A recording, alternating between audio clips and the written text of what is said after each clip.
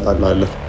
እሺ ሄድ አላቆም ሄድ ጠበሪ ነው ማታውቀው አስር አካባቢ ማለት ነው። አሳየው ዓመተ ምሕረቱን እና ስሙን አሳየው። ሙስሊም አይደለህም ማለት እኮ ነው። ጠበሪ ያው ሂድ እባክህ። ሙስሊም አሁን አንተ አትነግረውም። ሂድ አሳየው። እንትን ነው እስልምናን አታውቀውም። ጠበሪ ካልሆንክ ወንድማችን አጭሩ ለምን እውነቱን አልነግረህም? መረጃውን አሳየን። በቃ ስሜታችሁን ሻይ ጠበሪን የማያውቀው ሙስሊም አለ ብዬ ስለማላምን ነው። በተለይ እነዚህ ቁርአንን ያጠኑ ሙፈሲሮችን የሚያውቁ ሰዎች ጠበሪን ያጡታል ብዬ ስለማላምን ማለት ነው። ምክንያቱም እሱ በጣም ጥንታዊ ነው። ታሪክ ጠበሪ የሚባልም በጣም በብዙ ሙጀለድ የሆኑ መጽሐፍቶች ስላሉት ቁርአን አብራሪም ስለሆነ ማለት ነው። የአባቱ ፍቃድ የሚያደርግ የዘላለም ሕይወትን እንደሚያገኝ እሱም ከሞት እንደሚያስነሳቸው ክርስቶስ ነገረን። የሕይወት እንጀራ እኔ ነኝ አለ። ማ ክርስቶስ የሕይወት እንጀራ እኔ ነኝ። አባቶቻችሁ በምድረ በዳ መና በሉ ሞቱም። ከእርሱ የበላ ሁሉ እንዳይሞት ከሰማይ የወረደው እንጀራ እኔ ነኝ። ህብስቱን አንስቶ ቆርሶ ሰጣቸው፣ ጽዋውን አንስቶ ሰጣቸውና እንዲያምኑበት ነገራቸው። ከዛ ደግሞ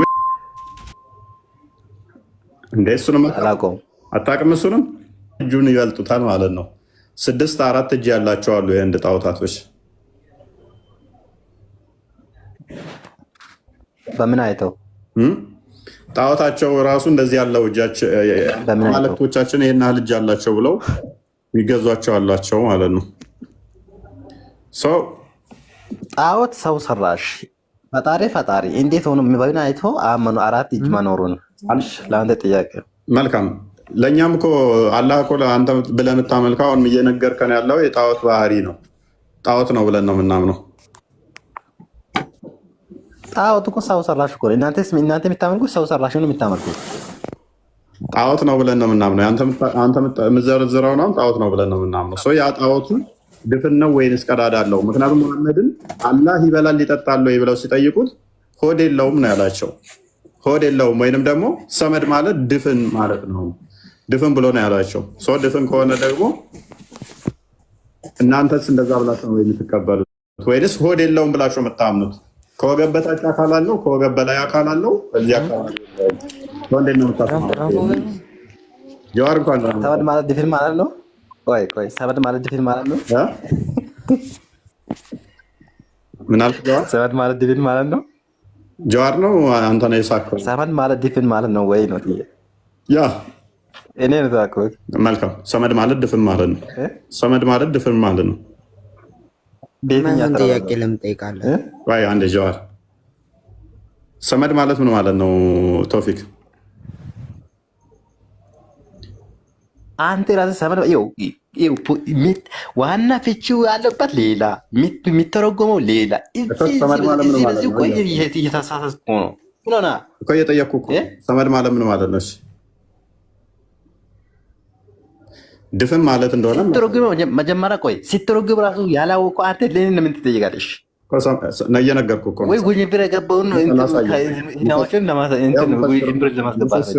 ሙፈሲሮች ይመልሱልህ። ሰመድ ማለት ማስገቢያ ማስወጫ የሌለው ክፍተት ቀዳዳ የሌለው ድፍን ማለት ነው። አንድ ሙፈሲር ሳይሆን ከ20 በላይ ይሰጣል። አምጣው ከ20 በላይ ይሰጣል። ችግር የለውም። ከ20 በላይ ይሰጣል። ሰመድ ማለት ድፍን ማለት ነው። ቀጥል ክርስቲያን። ኦኬ። በነገራችን ላይ ጥንታውያኖቹ ከሙሐመድ በኋላ የመጡት ሰክሰሰሮች ማለት ነው፣ እነሱ በሙሉ ማለት ይቻላል አብዛኞቹ ይህንን የተስማሙበት ሰመድ በሙሉ ማለት ይቻላል። ኢብን አባስ፣ ኢክሪማ፣ ሙጃሂድ፣ መሱድ፣ ቀታዳ፣ ኢክሪማ እነኝ እንዳለ ሰመድ ድፍን ነው ብለው ያስቀመጡት ዋና የሚባሉ ሳቦቹ። ዘጋቢው ማን ነው? ዘጋቢው ማን ነው? ይኸው ዘጋቢዎቹ ላነብልን። ኦኬ የመጽሐፉን ዘጋቢውን ነገር ማንበቡ ሳይሆን የመጽሐፉን ዘጋቢውን ነገር መጀመሪያ። ተፍሲር አልጠበሪ ታውቀዋለህ? ተፍሲር አልጠበሪ እየነገረህ እኮ ነው። ጠበሪን አታውቀውም? 310 አካባቢ የነበረ ጠበሪም ያህል የለም ማንኛቸውም። ከዛ በኋላ ነው የሚመጡት። ጠበሪ ነው የሚበልጣቸው ከሁሉም። ከዛ በኋላ ያሉትን ደግሞ እናመጣልሃለን። እሺ ሂድ አላቆም ሂድ ጠበሪ ነው የማታውቀው? አስር አካባቢ ማለት ነው። አሳየው ዓመተ ምሕረቱን እና ስሙን አሳየው። ሙስሊም አይደለህም ማለት እኮ ነው። ጠበሪ ያው ሂድ እባክህ። ሙስሊም መሆኑን አንተ አትነግረውም። ሂድ አሳየው። እንትን ነው እስልምናን አታውቀውም። ጠበሪ ካልሆንክ ወንድማችን አጭሩ ለምን እውነቱን አልነግረህም? መረጃውን አሳየልኝ። በቃ ስሜታችሁን ሻይ ጠበሪን የማያውቀው ሙስሊም አለ ብዬ ስለማላምን ነው። በተለይ እነዚህ ቁርአንን ያጠኑ ሙፈሲሮችን የሚያውቁ ሰዎች ጠበሪን ያጡታል ብዬ ስለማላምን ማለት ነው። ምክንያቱም እሱ በጣም ጥንታዊ ነው። ታሪክ ጠበሪ የሚባልም በጣም በብዙ ሙጀለድ የሆኑ መጽሐፍቶች ስላሉት ቁርአን አብራሪም ስለሆነ ማለት ነው። ሜይ ቢ ካላወቀው ወቀው ተዋወቀው። ከዚህ በኋላ ከሙሐመድ ሞተ ከ300 ምናምን ዓመት በኋላ የነበረ ሰው ነው። ላንብብልህ ሰመድ የሚለውን እንዴት እንደተረዳው የእሱን ላንብብልህ። ኦኬ some say he is the one who is not hollow። ሰመድ ማለት ክፍተት የሌለው ማለት ነው። and he is neither eat or drink የማይበላ የማይጠጣ ክፍተት የሌለው። those who said includes ይህን የተናገሩት የሚያካትተው አለ አብድራህማን ኢብን አልአስዋድ ሙሐመድ ኢብን ራቢያ narrated to us on the authority of Salman ibn Sabur on the authority of Atiya on the authority of Ibn Abbas። የመጨረሻው የት ይሄዳል ሰንሰለቱ? የመሐመድ ያጎት ልጅ ወደ ኢብን አባስ ይሄድና ምን ይላል? አሰመድ ኢዝ the one who is not hollow ክፍተት የሌለው። ከዛ በኋላ እነዚህን ሌሎችንም እነ ሙጃሂድን ምናምን ከጠቀሰ በኋላ አሰመድ ኢዝ the one the solid ጠጣር የሆነ one that has no cavity ምንም ክፍተት የሌለው ጠጣር ማለት ነው። ሆድ የሌለው እያለ ይቀጥላል። ብዙ ናቸው በነገራችን ላይ። አልሃሪዝ ናሬትድ ቱ ሚ ሴይንግ አልሐሰን ናሬትድ ቱ አስ ሴይንግ ሌሎችም ታቢያኖች ምናምን ከጠቀሰ በኋላ አሰመሪ the solid one that has no cavity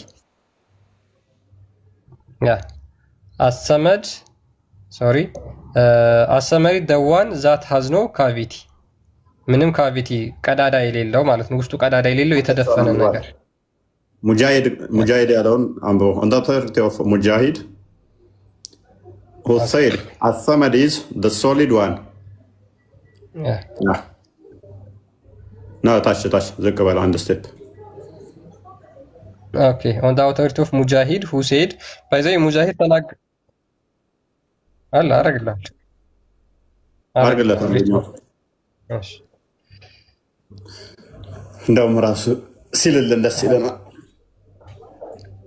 ያ እስኪ አንብበው ወንድማችን።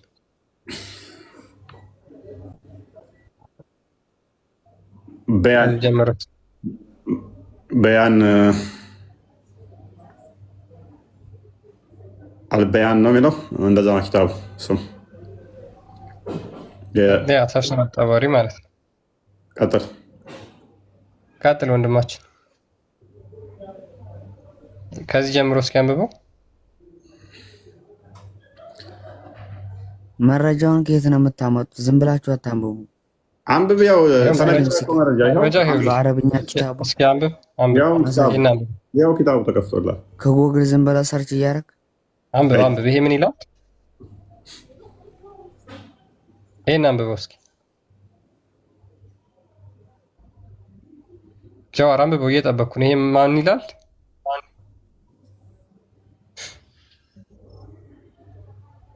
ይሄ ማን ነው የሚለው? መረጃ ሲመጣ አታነቡ። አድምቀለት አላሳየው። ማን ይላል ወንድማችን ጀዋር?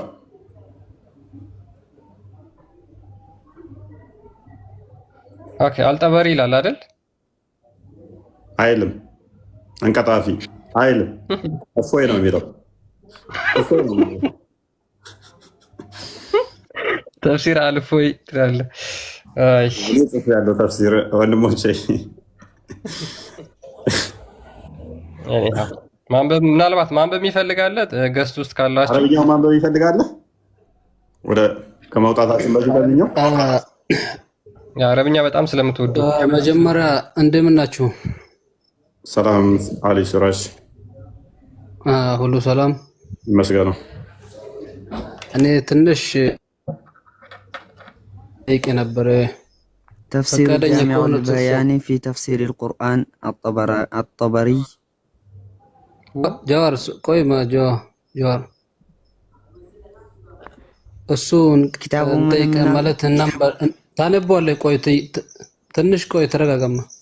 ታነባለህ በኋላ ትንሽ ጥያቄ ነበር። ጥያቄ ትንሽ ቆይ 5 ሰዓት በኋላ አይ الطبري ይላል። ችግር የለም እንመልሰዋለን። ትንሽ አንድ ጥያቄ ናትና ምንድን ነው ማለት ጥሩ ነው። ያው በመጀመሪያ ነው የምጠይቅህ። አሁን ሰው ሲፈጠር ሰው ሲወለድ እስላም ሆኖ ነው የሚወለደው። ከዛ በኋላ ደግሞ እኛ አሁን ሰው ሲወለድ ያው በ7 ዓመት ሲሞላ ወደ ቁርአን ወደ አስተምሮት እንልካለን እንጂ ወደ ሃይማኖቱ አናመጣውም። ግን እናንተ የምታደርጉት ሰው ሲወለድ ሙስሊም ሆኖ ስለሚወለድ ቀጥታ ወደ ጸበል ተወስዱታላችሁ። ከዛ ክርስትናውን እንትን ብሏል ብላችሁ በውሃ ነው የምታመቁ እንትን የምትሉት ማለት ነው። ይሄ ነገር እንዴት ነው? ሁለተኛው ደግሞ አሁን እግዚአብሔር ሰማይና ምድር የፈጠረውን እግዚአብሔር ሲራጅ ይሰማል ወንድማችን። አንድ ሰማይና ምድር የፈጠረውን ይመለስልህና ከዛ ወደ ቶፒካችን እንመለሳለን። እሺ አንድ ላይ እንድትመለስልኝ ነው። የተለያየ ቶፒክ ነው የምጠይቀው ማለት የተያያዘ ነገር ስለሆነ ነው። ታርግ በእናትህ እንዴ ተያዘ ይላል እንዴ 15 ጥያቄ ይዞ መጥቶ እዚህ ቶፒካችን ደረጃ እኛ ሰው ሲወለድ ሙስሊም ነው ብለን አናምንም። እንኳን እኛ እናንተ ማታምኑ። በመጀመሪያ ደረጃ ተረት ነው እንጂ መጽሐፎችህ እንደዛ አይደሉም። ምክንያቱም አማኝ ያልሆነ ህፃናት ሲሞቱ ገሃነም ነው የሚገቡት ብለህ እያመንክ አይ ሰው ሁሉ ሲወለድ ሙስሊም ነው ብለህ ማመን በራሱ ውድቅ ነው። አንደኛ እሱ። ሁለተኛ ደግሞ ህፃናት ሲወለዱ እንዳለ ሴጣን ይቆነጥጣቸዋል ብለህ እያመንክ አማኝን ደግሞ ሴጣን አይነካውም ብለህ እያመንክ ህፃናት አማኝ ከሆኑ ሴጣን ሊነካቸው አይችልም። በደንብ አስተውል ሲራጅ። ህፃናት በሙሉ ሲወለዱ ሴጣን ይነካቸዋል ብላችሁ ታምናላችሁ። አማኝን ደግሞ ቁርአኑ ላይ ሴጣን በፍጹም አይነካውም ይላል።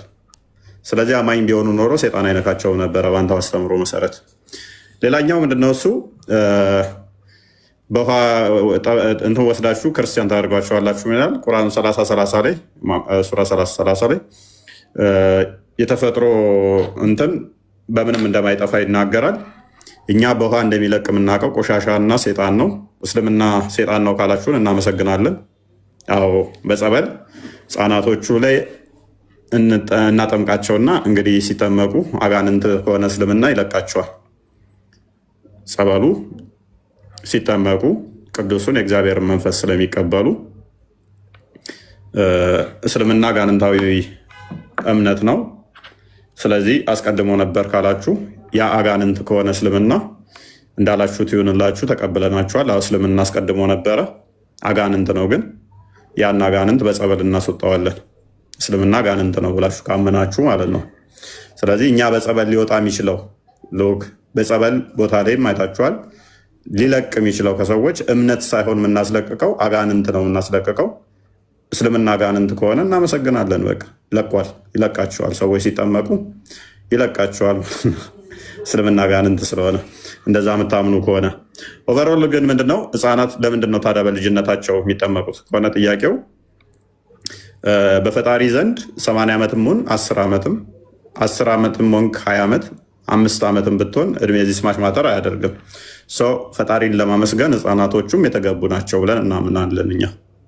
ስለዚህ ክርስቶስ በማቴዎስ ወንጌል ምዕራፍ 18 ከቁጥር 1 ጀምሮ በማቴዎስ ወንጌል ምዕራፍ 19 ቁጥር 14 አካባቢ ጀምሮ ህፃናት ወደሱ እንዲመጡ እንዲባረኩ አዟል። ህፃናትን አከልክሏቸው ወደ እኔ ይምጡ ብሎ ህፃናቶችን ተቀብሎ ባርኳቸዋል።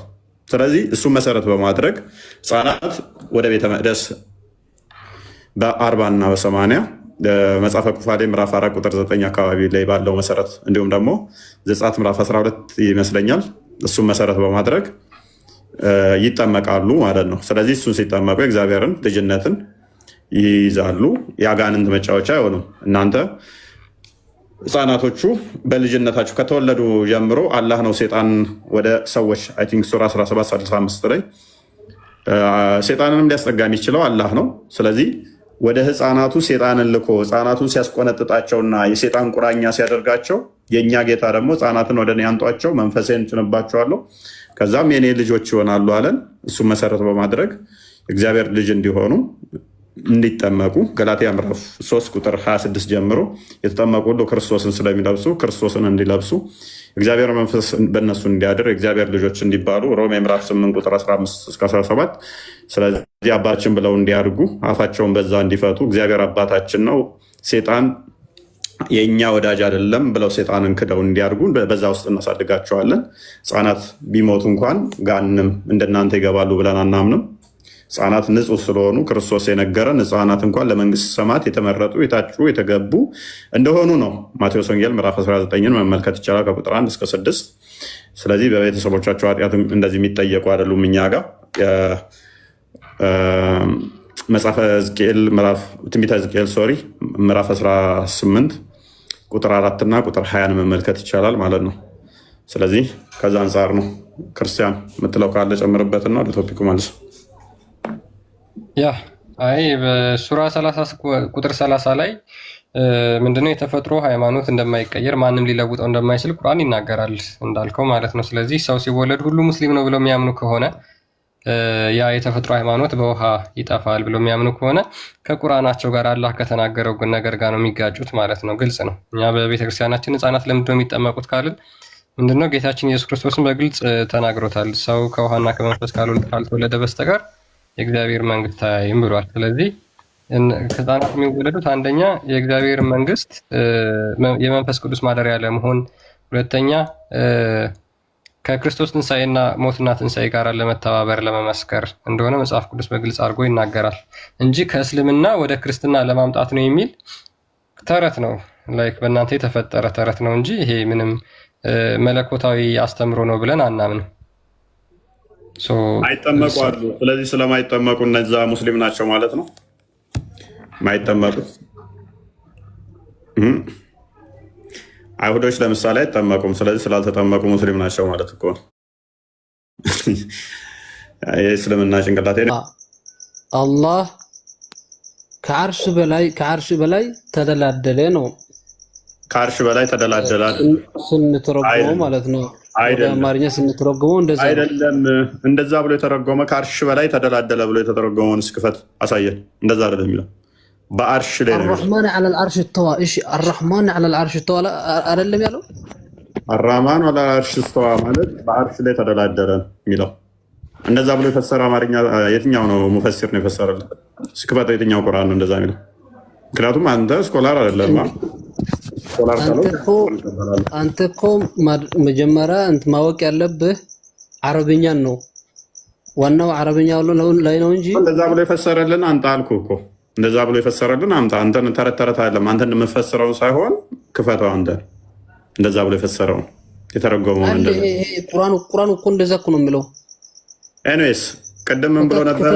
ግን ዩቱብ ላይ የምታዳምጡ ትኖራላችሁ። በዛውም ዩቱብ ፕሮሞሽን ልስራ። አላህ በአርሽ ላይ ተደላደለ ነው የሚለው ቅድም እያለ እየሞገተ ነበር አይደለ? መለስ አድርጉና ማክሲመም 7 ደቂቃ ያህል ብትመለሱ ነው። አዳምጡት። ዋብያ እንደዚህ ውሸታም ናቸው። ያችኛዋ ዋሸች፣ ወጣ ተዋርዳ። አሊ ቀጣይ ደግሞ ዋሸ ማለት ነው። ሰላም ነው ወንድም፣ አማን ነው። ሌስ ተረጋጋ፣ ተራን ጠብቅ። ማክሲመም 7 ደቂቃ ያህል መለስ አድርጋችሁ አዳምጡት። ዋብያ ውርደትና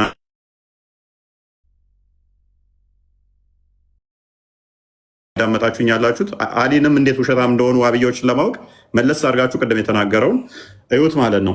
ኤኒዌይስ አሊ፣ ስለዚህ ይሄ የተደላደለው አካል ምንድነው? ዋብያ ግን አንተ ቆይ አዳምጥ።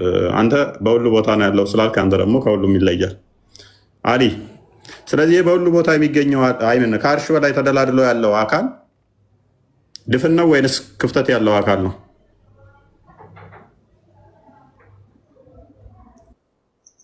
አላህ ሰውን አይመስልም፣ ሰው ደግሞ እሱን አይመስልም። እኔ ማንን ይመስላል ብዬ ጠይቄሃለሁ ወንድማችን። እኔን ይመስላል ብዬ ጠይቄሃለሁ። አምሳዬ የለውም። እኔ ይመስለኛል ብዬ ጠይቄሃለሁ ወይ? እና ምንድን ነው የምትለኝ ታዲያ? እጅ ያለው ብለኸኛል አይደለ?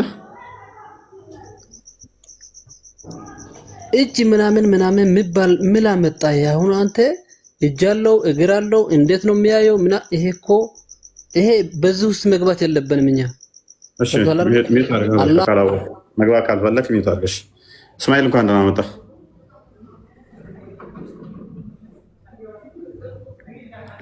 እስማኤል አሚር፣ እኔ ጋር እናውራ። እሺ ቀጥል። አላህ አካላቶች አሉት። ውሃብያ ማለት ምን ማለት ነው? እስኪ ንገረኝ። አላህ አካላቶች አሉት ብለህ ታምናለህ? አይደለም። ውሃብያ ማለት ምን ማለት ነው? ምንም ይሆን አላህ አካላት አሉ ብለህ ታምናለህ? ንገረኝ። እሺ ሚውት አድርግና ተማር። እስማኤል ትቀጥላለህ። ንገረኝ። አንጣማ ቶሎ በል። መሐመድ አብደልዋሃብ ተከታይ ማለት ነው። አሁን ጥያቄ ስትጠየቅ እኮ እንደ እንትን ነው እሳት ነው የሚያደርግህ። ተረጋጋ። ቶፒክ ላይ ታወራለህ። ከአላህ ይልቅ መሐመድ አብዱልዋሃብ ነው የሚያውቁት። ለዛ አባትየው ውሃብ ይባላል። መሐመድ አብዱልዋሃብ ማንኛው ነው የምንከተለው? ማንኛውንም ተከተለ፣ እሱ አይመለከተኝም። በቃ መሐመድ አብዱልዋሃብ ተከተል ማለት ተከተል። ኧረ በእናትህ ላይ ፈት እዛ ተረጋጋ። ቆይ እሱም መስተው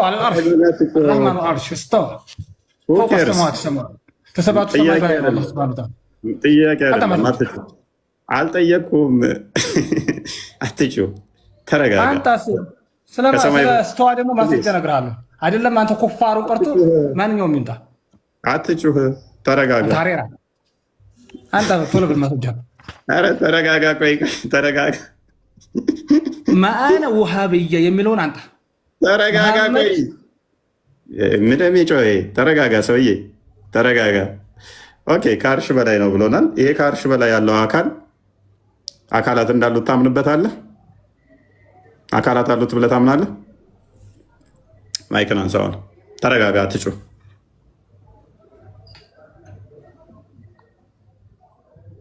ቀጥል። እያወራን ያለ ነው ስለ አካል ነው ስለ እስትዋ ነው? ስለ አካል ነው እያወራን ያለ ነው። ርዕሱን ስገባ ስለ እስትዋ الرحمن على العرش استوى على استوى والمرتفع አትጩህ። ርዕሱን አላየህም? ከአንድም ወደ 6 መረጃ ሰጠዋለሁ። እሱንም ላይ ቢሆን አሁን ተረጋጋና ርዕሱን አይተዋል። ስለ አካላት እያወራን ድፍን ነው ወይንስ ክፍተት አለው የሚል ነው ቶፒካችን። ዋብያዎች እንደዚህ ናቸው። በአማርኛ ተረጉመ ስለማልፈልግ ነው። አረብኛ ትርጉም ፕሊዝ ተረጋጋ። ምክንያቱም እያወራን ያለ ነው አማርኛ ነው። ኦዲየንሱ አማርኛ ነው። አማርኛ ትርጉም አልፈልግም። ማን ተረጉመው የማቀል አማርኛ? አትጩህ። ተረጋጋ። መሬት ንካ። ስለዚህ ምክንያቱም ያውላችሁ ምን ያህል ሌቦች፣ ውሸታም፣ አጭበርባሪ እንደሆኑ ዩቱብ ላይ እያዳመጣችሁ ነው ያላችሁ። ዩቱብን ፕሮሞሽን ውሃብያ ሰው ይገላል እያልክ ትመሰክራለህ። አንተ ማንኛው ውሃብያ ተረጋጋ። አንተ ራስ ገዳይ እንደሆን ከዚሁ እየነገርከኝ ነው። ገዳይ ናቸው። እያወራ ሰምቼ ነው። አንተ ቶሎ በል። ገዳይ እንደሆናችሁ አንተ ራስ ታውቀዋለህ። ችግር የለውም። እሺ ንገረኝ። አንድ ንገረኝ። ተረጋጋ በእናትህ እኮ አንተ ቶሎ በላ። ሰውየው ጤናማ የለው እንዴ? እንዲያሮጊት ወሬ መንዳት አይደለም። አንተ ራስ ገዳይ ነህ። ብታገኘኝ ትገለኛለህ። ብታገኘኝ ቁጭ አድርግ። ማስረጃ ናት። ውሃብያ ሰው የገደላቸውን አንተ ቶሎ በል። እናንተ ያልገደላችሁት ምን አለና ነው? ንገረኝ። ማነው ውሃብያ የገደለው? አንተ ቶሎ በል። እባክህ ተረጋጋና ወደ ቶፒኩ ታወራለህ። ቶፒኩ ላይ ታወራለህ። ቁጭ ቶፒኩ ላይ ታወራለህ።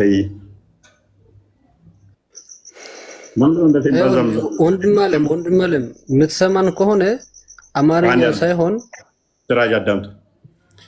ኤኒዌይስ ምን ያህል አጭበርባሪና ውሸታም እንደሆኑ ይዋቸው። ስለዚህ ቶፒኩ ላይ ላለማውራት ነው። ቁጭ አድርጋ። አንተ አጭበርባሪ፣ አንተ አልከዛቡ ነህ። አንተ ውሸታም ታንተ በኋላ አለ እንዴ? ፈጨት አምላኪ ታንተ ወደ ውሸታም አለ እንዴ? ፕሊስ አንድ ያዳምጡ። ተረጋጋ።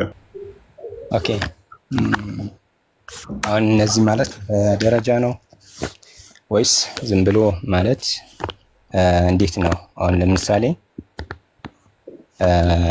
በእኛ በሙስሊሞች በኩል ያኔ አርካኑል ኢስላም ሲባል አምስቱ መስፈርቶች በሪዋያ መልኩ ሰነዱን በያዘ መልኩ ቀጥታ በሐዲስ መልኩ መጥቷል። ያን ነገር አሁን እነዚህ ኦርደሮች በመጽሐፍ ቅዱስም ይሁን በሌሎች መጽሐፎቻችሁ በምታምኑባቸው ኦርደር ተደርገው ተቀምጠዋል። አሁን እነዛ ነገር ልክ በሐዲሱ መሰረት እንደተቀመጠው የእናንተ ያ ነገር ኦርደር ተደርገው ተቀምጠዋል ወይስ እንዴት ነው? ያ ኦርደር ስትል ፖይንቱን ብዙም ባላገኘውም የመበላለጥ ደረጃ ይሁን ምን ኦርደር ስትል ምን እያልክ እንደሆነ ባይገባኝም በእርግጥ በመጽሐፍ ገባ ጊዜ ያኔ እነዚህን ነገራቶች መስፈርቶች ትማራቸው አሉ ያህል እነዛን ስትማራቸው ጊዜ ያን ነገር የተቀመጡበት ከላይ አሁን ለምሳሌ በኢየሱስ አስተምህሮ ነገር በእነኚህ እንድናምን አዘናለሁ። ያው ለምሳሌ በቅድምም ብያለሁ፣ በአብ በወልድ በመንፈስ ቅዱስ ማመን አለብህ። የመጀመሪያ ትማራለህ ይህንን። ስለዚህ ይህንን ዮሐንስ ወንጌል ምዕራፍ 14 ቁጥር 1 እስከ 3 አካባቢ ከ1 እስከ 2 ወይም እስከ 3፣ ማቴዎስ ወንጌል ምዕራፍ 28 ከቁጥር 19 እስከ 20 ይህንን ዲቴል ትማረዋለህ። ማብራሪያዎች አሉት። አንድ በጥምቀት ማመን አለብህ ወይ? አዎ። ዮሐንስ ወንጌል ምዕራፍ 3 ቁጥር ከ3 እስከ 6፣ ሮሜ ምዕራፍ 6 ከቁጥር 1 እስከ 6፣ ሐዋርያት ሥራ ምዕራፍ 2 ቁጥር 37 እስከ 40፣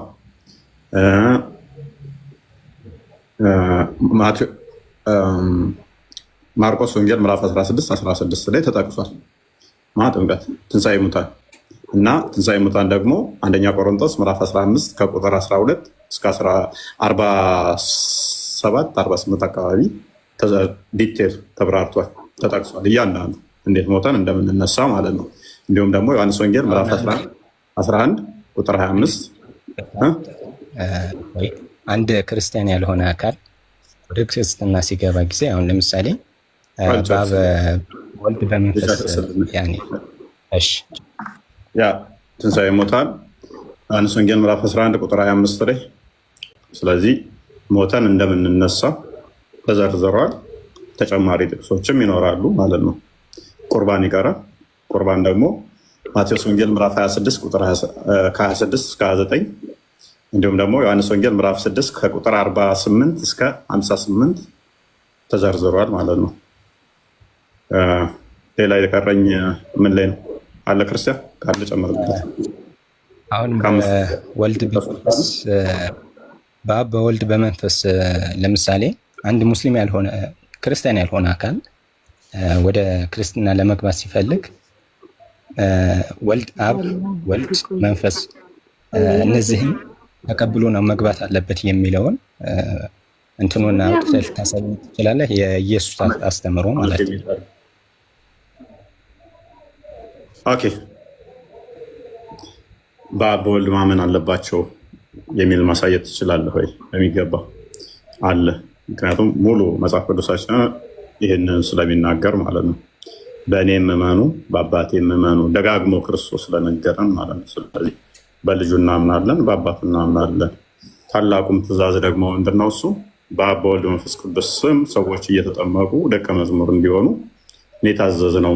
ማቴዎስ ወንጌል ምዕራፍ 28 ቁጥር 19 እስከ 20 የሚናገረው ይህንን ነው። ዮሐንስ ወንጌል ምዕራፍ 14 ቁጥር 1 ጀምሮ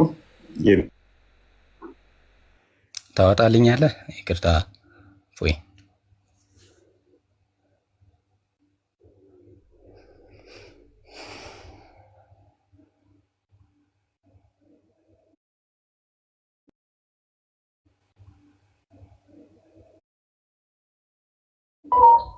እስኪ አሁን ቀጥል ፎይ። የኔ ይሁን የኔ መስሎኝ ነበር። የለውም ነበር ተቋርጦ ነበር መሰለኝ። ኦኬ፣ ምን ብዬ ነው ያቋርጠው?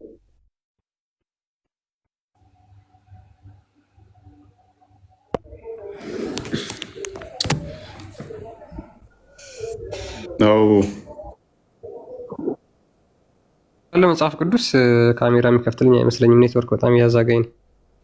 መክፈት እችላለሁ ግን ካሜራ እንትን ኔትወርክ ካላዛገኝ ልሞክርሽ።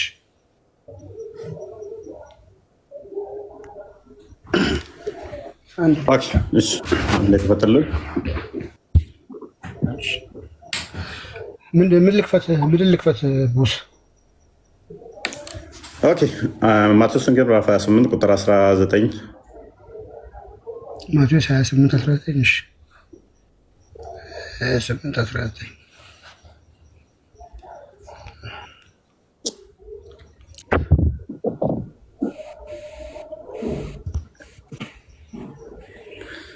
ኦኬ ታላቁ ትእዛዛችንም እንጠመቀው በእንደዚህ አምነን ነው። ቅድምም ብያለሁ። ከአምስቱ ዶግማችን ውስጥ አንዱ ምንድነው? በአብ በወልድ በመንፈስ ቅዱስ ማመን መጠመቅ ብያለሁ። ኦኬ ክርስቶስ የሰጠን ትእዛዝ አንደኛው ምንድነው? እሱ እንግዲህ ሂዱ ወደ ዓለም ወደ ዓለም እንግዲህ ሂዱና አሕዛብን ሁሉ በአብ በወልድ በመንፈስ ቅዱስ ስም እያጠመቃችኋቸው ደቀ መዝሙርቴ ሁሉ እያጠመቃችኋቸው ያዘዛቸውንም ሁሉ እንዲጠብቁ እያስተማራችኋቸው ደቀ መዝሙርት አድርጓቸው፣ እነሆም እኔ እስከ ዓለም ፍጻሜ ድረስ ከእናንተ ጋር ነኝና። ስለዚህ እናንተ ሻሃዳ ስትይዙ በመሐመድና ባላህ ተዛ መሐመድን ደግሞ ነቢይ አድርጋችሁ የምትይዙት። እኛ ደግሞ በማን ነው አምነን የምንጠመቀው? በአብ በወልድ በመንፈስ ቅዱስ ስም። ስለዚህ መጠመቅ አለብን በአብ በወልድ በመንፈስ ቅዱስ ስም። ይሄ ሁለቱ ዶግማችን ይሆናሉ ማለት ነው። በአብ በወልድ በመንፈስ ቅዱስ ስም ማመን፣ መጠመቅ። ጥምቀቱን ደጋግሞ ደግሞ አዟለሁ በሚገባ። በተመሳሳይ ደግሞ ዮሐንስ ወንጌል ምዕራፍ 14 ቁጥር 1 አይ ቲንክ 2 ላይ ክፈተው። ቀደም የጠቀስኳቸውን ጥቅሶች ማለት ነው። ዶግማችን መጽሐፍ ቅዱሳዊ ነው ወይ የሚል ጥያቄ ስለጠየቀኝ ነው። ባይዘ እናንተ አርካን ኦፍ እስላሞች አርካን ኦፍ እስላም የሚባሉ አምስቱ ራሱ አብዛኞቹ ቁርአን ውስጥ ኤክስፕሊሲትሊ ተጠቅሰዋል ወይ? ዳውት አለኝ። ሻዳው ራሱ ቁርአን ላይ ቃል በቃል የለም። ኤንስ 14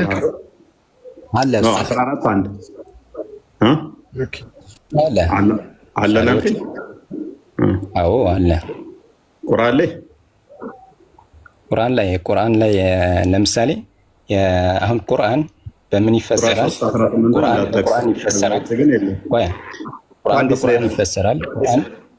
ቁርአን በሐዲስ ይፈሰራል። ቁርአን ደግሞ በሰሐባዎች አቅዋል ይፈሰራል ማለት ነው። ስለዚህ ቁርአን ማለት መመሪያችን ቁርአን ሐዲስ ናቸው። መመሪያችን ቁርአንና ሐዲስ ነው።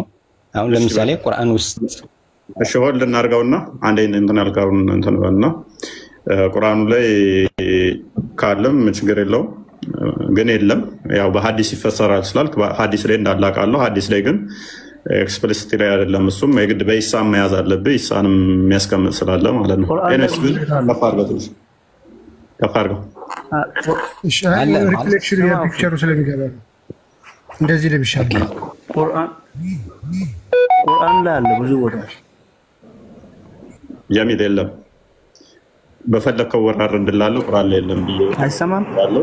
የእናንተውን ጭረሱና የእናንተውን ጭረሱና ከዛ ወደዚህ ነው ያ ትከፍታለህ። ጀሚል ካለም በቃ ተወው አልኩህ፣ በኋላ ታወጣላችሁ። እሺ ጀሚል ይጭረስና ከዛ በኋላ ይንቀጥ። እሺ ልባችሁ አይደንግጥ፣ በእግዚአብሔርም እመኑ በእኔም እመኑ ብሎ ትእዛዝ ይሰጣቸዋል። ከዛ ወዲያ ራሱን ማን እንደሆነ ይነግራቸዋል። እውነት ህይወት መንገድ እንደሆነ ራሱ ይነግራቸዋል። ወደ አብም እንደሚሄድ ይነግራቸዋል ቁጥር 6 ላይ። ከዛ አብ በሱ እንዳለ እሱም በአብ እንዳለ ይነግራቸዋል። ስለዚህ ማመን እንዳለብን ነገረን፣ በእርሱም ማመን እንዳለብን ነገረን። እዛ ጋር ደግሞ በማን አምነን እንድንጠመቅ አዘዘን? በአብ በወልድ በመንፈስ ቅዱስ። ስለዚህ መጠመቅ እንዳለብን መጽሐፍ ቅዱስ ያዘናል ወይ? በሚገባ በአብ በወልድ በመንፈስ ቅዱስ ማመን አለብን። አዎ በደንብ አዘዘን ማለት ነው። ስለዚህ አባት እንዳለው በአባቱ ምንድነው አዘዘን ማለት ነው። በተመሳሳይ ዮሐንስ ወንጌል ምዕራፍ 3 ላይ ቁጥር 3 ጀምራ አንዴ ክፈተው።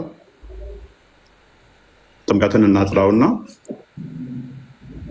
ምንድነው እሱ ስዕል ማዕት መጽሐፍ ቅዱስ ውስጥ ያለው ማስታወቂያ ለምን ያለው ከፈትክ? ማስታወቂያ የሌለው የለህም? ጌታችን ኢየሱስም መልሶ እውነት እውነት እላችኋለሁ ዳግመኛ ያልተወለደ ሰው የእግዚአብሔር መንግስት ለማየት አይችልም። ኒቆዲሞስም ከመሸመገለ በኋላ ሰው ዳግመኛ ሊወለድ ይችላል? ዳግም የሚወለድ ወደ እናቱ ማህፀን ተመልሶ መግባት ይችላል አለው። ከፍ አድርገው።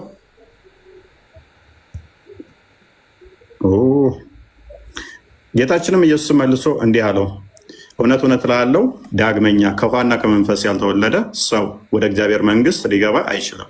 ስለዚህ ትእዛዝ ነው ወይ መጠመቅ? በሚገባ ትእዛዝ ነው። ስለዚህ ተጠመቁ ተብለን ታዘናል። ሁለቱ በእነኚህ ያለቁ ማለት ነው። ሶስተኛው ምንድነው? እሱ ትንሣኤ ሙታን ነው። ሰው ካመነ ምንድነው? እሱ አምኖ ምን ሆናለ? ካመነ ሞቶ እንደሚነሳ ደግሞ ያምናል ማለት ነው። እሱን ደግሞ በማን ነው አምነን የምንነሳው? በክርስቶስ። ዮሐንስ ወንጌል ምዕራፍ 11 ላይ ቁጥር 25 አንዴ ክፈተው።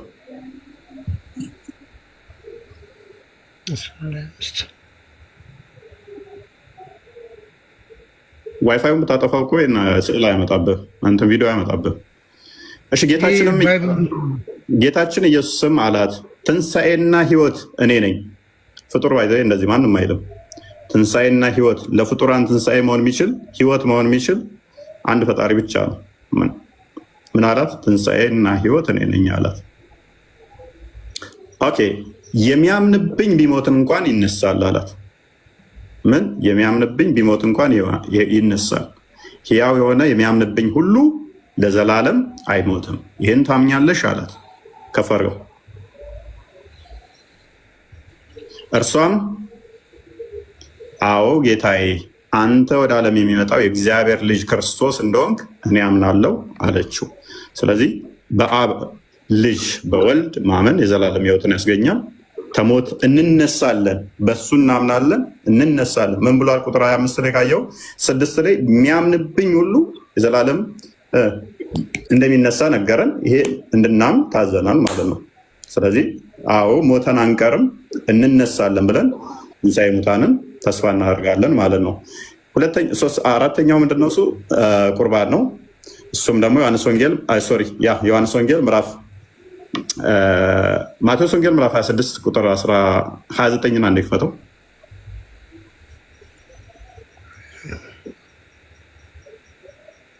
26 መልክ 26 ጀምረ ክፈቶች።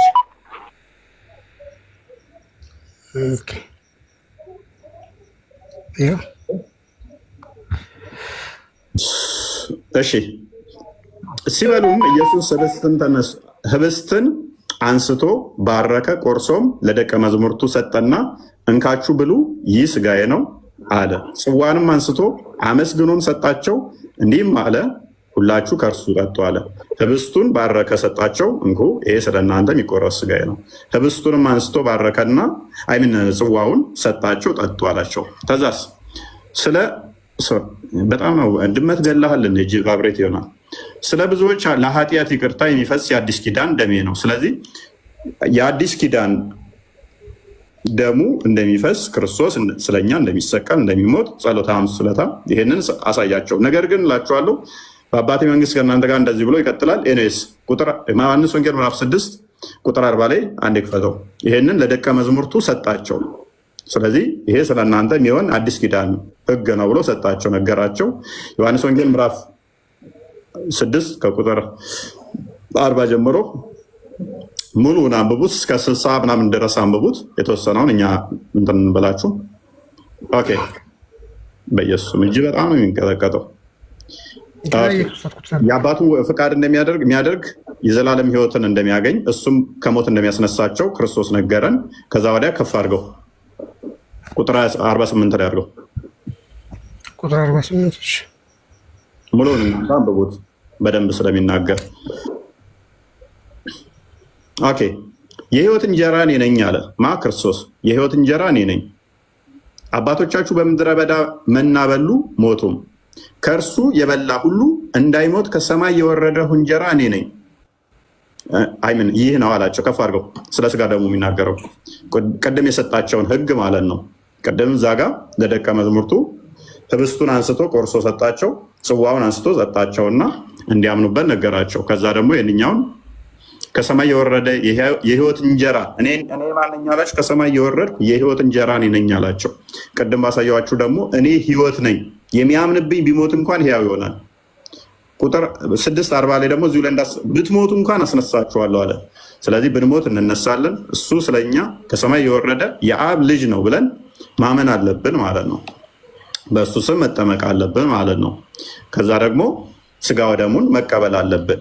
ስለዚህ ስለ ዓለም ህይወት የምሰጠው ይህ እንጀራ ስጋዬ ነው አላቸው። ስለዚህ እዛ ጋር ህብስቱን ቆርሶ ይህ ስጋዬ ነው ይህ ደሜ ነው እንዳለው ያንን ማመንና መቀበል ሌላኛው ዶግማችን ይሆናል ማለት ነው። ሙሉ ክፍሉን አንብቡት፣ ረዥም ታይም ስለሚወስድ ማለት ነው። ስለዚህ ዶግማችን እነኚህ ላይ የተመሰረቱ ናቸው። እሺ እፎይ፣ አብ መንፈስ ቅዱስ ሶስቱ የተለያዩ አካል ናቸው ወይስ አንድ እንትን መለኮት ነው ያላቸው? አንድ መለኮት ሶስት አካል ብለን ነው የምናምነው። አንድ መለኮት አብ ማለት ኢየሱስ ነው ማለት ነው? አይደለም፣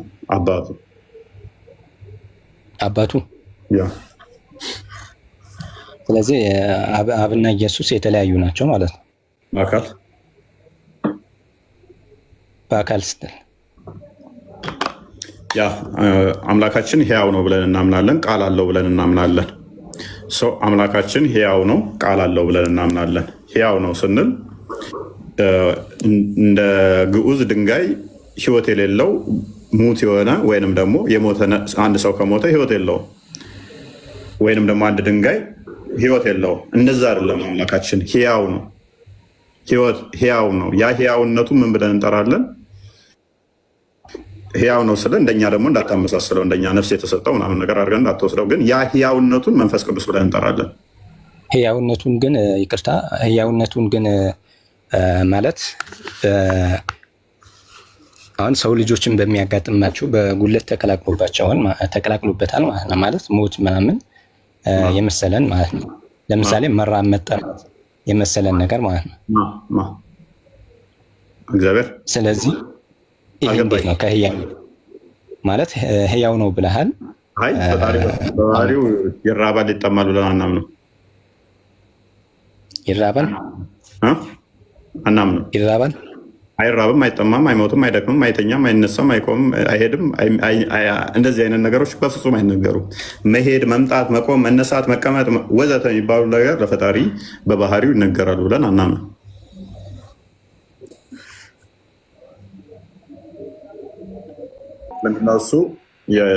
ለምንድነው እሱ በዚህ መጠን እንትን ያለው? አሁን አምላክን ይመጥናል ላይመጥን የሚለው መስፈርታችን ምንድን ነው የሚለውን እዛ ላይ በእርግጥ አምላክን ሉክ የፍጡር የተደረጉ ነገሮች ሁሉ እሱ ላይ ክብሩ ላይ የሚጨምሩ ነገሮች ምንም ነገር የሉም። አይደለም መሰቀል፣ መገረፍ፣ መመታት፣ መደብደብ፣ መተፋት እንኳን ለአምላክ ለፍጡራን ራሱ ክብር ቢጨምሩ ናቸው እንትን አይደሉም። ሜኑስ ግን ፈጣሪ በራሱ ክቡር ነው። ከፍጡራንም ክብር የሚፈልግ አይደለም። እንኳን መሰቀሉ፣ መገረፉ፣ እንደገና እስከ ሞት ድረስ መድረስ ይቅርና ፈጣሪ ፍጡራንን በመፍጠሩ ራሱ ምን የሚከብረው ነገር አለ? ክብር በፊት ሳይኖረው ቀርቶ ይብን አሁን መፍጠር ትልቅ ነገር ሊመስለን ይችላል። ሰማይና ምድርን የፈጠረ ምናምን ስንል ሰማይና ምድርን ስለፈጠረ እሱ ክብር ጨመረለት ማለት ነው በፈጣሪ እነዛ መፍጠሩ ራሱ ምንም ክብር ለሱ የሚጨምርበት ነገር የለም። መፍጠር በራሱ ማለት ነው ትልቅ ነገር የሚመስለው። እንደ ክርስትናው እንደውም የባህሪው ወራሽ እንድንሆን የእሱ ወራሽ እንድንሆን ነው እንጂ የፈጠረን እሱ እንዲከብር ነገር አይደለም። ይሄ ደግሞ መደብደብ፣ መገረፍ፣ መመታት ደግሞ ጭራሽ ከዛ የሚከፋር ማለት ነው በሰውኛ ስናስበው። ስለዚህ መፍጠሩ በራሱ ራሱ ክብር ተብሎ ማይገለጥ ከሆነ መፍጠር በራሱ ማለት ነው። ምክንያቱም እሱ አስቀድሞ ከፍጡራ ምንም የሚፈልግ ስላልሆነ የሆነ ሰዓት የሆነ ነገር ጎድላው በሆነ የሚሞላው ስላልሆነ ማለት ነው።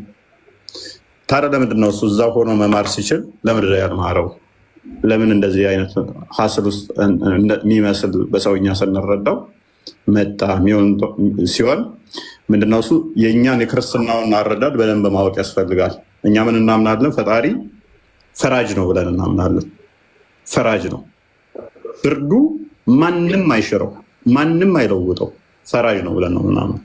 ስለዚህ ዘፍጥረት ምዕራፍ 2 ላይ ከቁጥር 14 አካባቢ ጀምረ ስታነበው አዳምና ሔዋን እንደተፈጠሩ በኋላ ገነት ሲያስገባቸው ከገነት ካለ ዛፍ ሁሉ ብሉ አላቸው፣ ፈቀደላቸው። ነገር ግን አንድ ዛፍ እንዳበሉ አላቸው። ከአንዲት ዛፍ እንዳበሉ ይሄ ቁርአን ላይም አለ። ሱረቱ በቀራ ላይ ከቁጥር 34 እስከ 38፣ ሱራ 7 ላይም አለ፣ ሱራ 20 ላይም አለ። ከገነት ካለ ዛፍ ሁሉ ብሉ፣ ነገር ግን መልካምና ክፉ ከሚያሳውቀው እንዳበሉ ብሎ ትእዛዝ ሰጣቸው። አንድ ዛፍ ነው የከለከላቸው። ለምን መከልከል አስፈለገው? ዘፍጥረት ምዕራፍ 1 ቁጥር 28 ላይ ገዢ አድርጎ ሾሟቸዋል። ሁሉን እንዲገዙ ፈቀደላቸው። ስለዚህ አምላክ በባህሪው ገዢ ነው። ልብ በል፣ የፍጡራን ገዢ ነው አምላክ። አዳምና ሔዋንን ፈጠረና ግን ሁሉን ግዙ አላቸው። በሁሉ ላይ ሾማቸው፣ ስልጣን ሰጣቸው።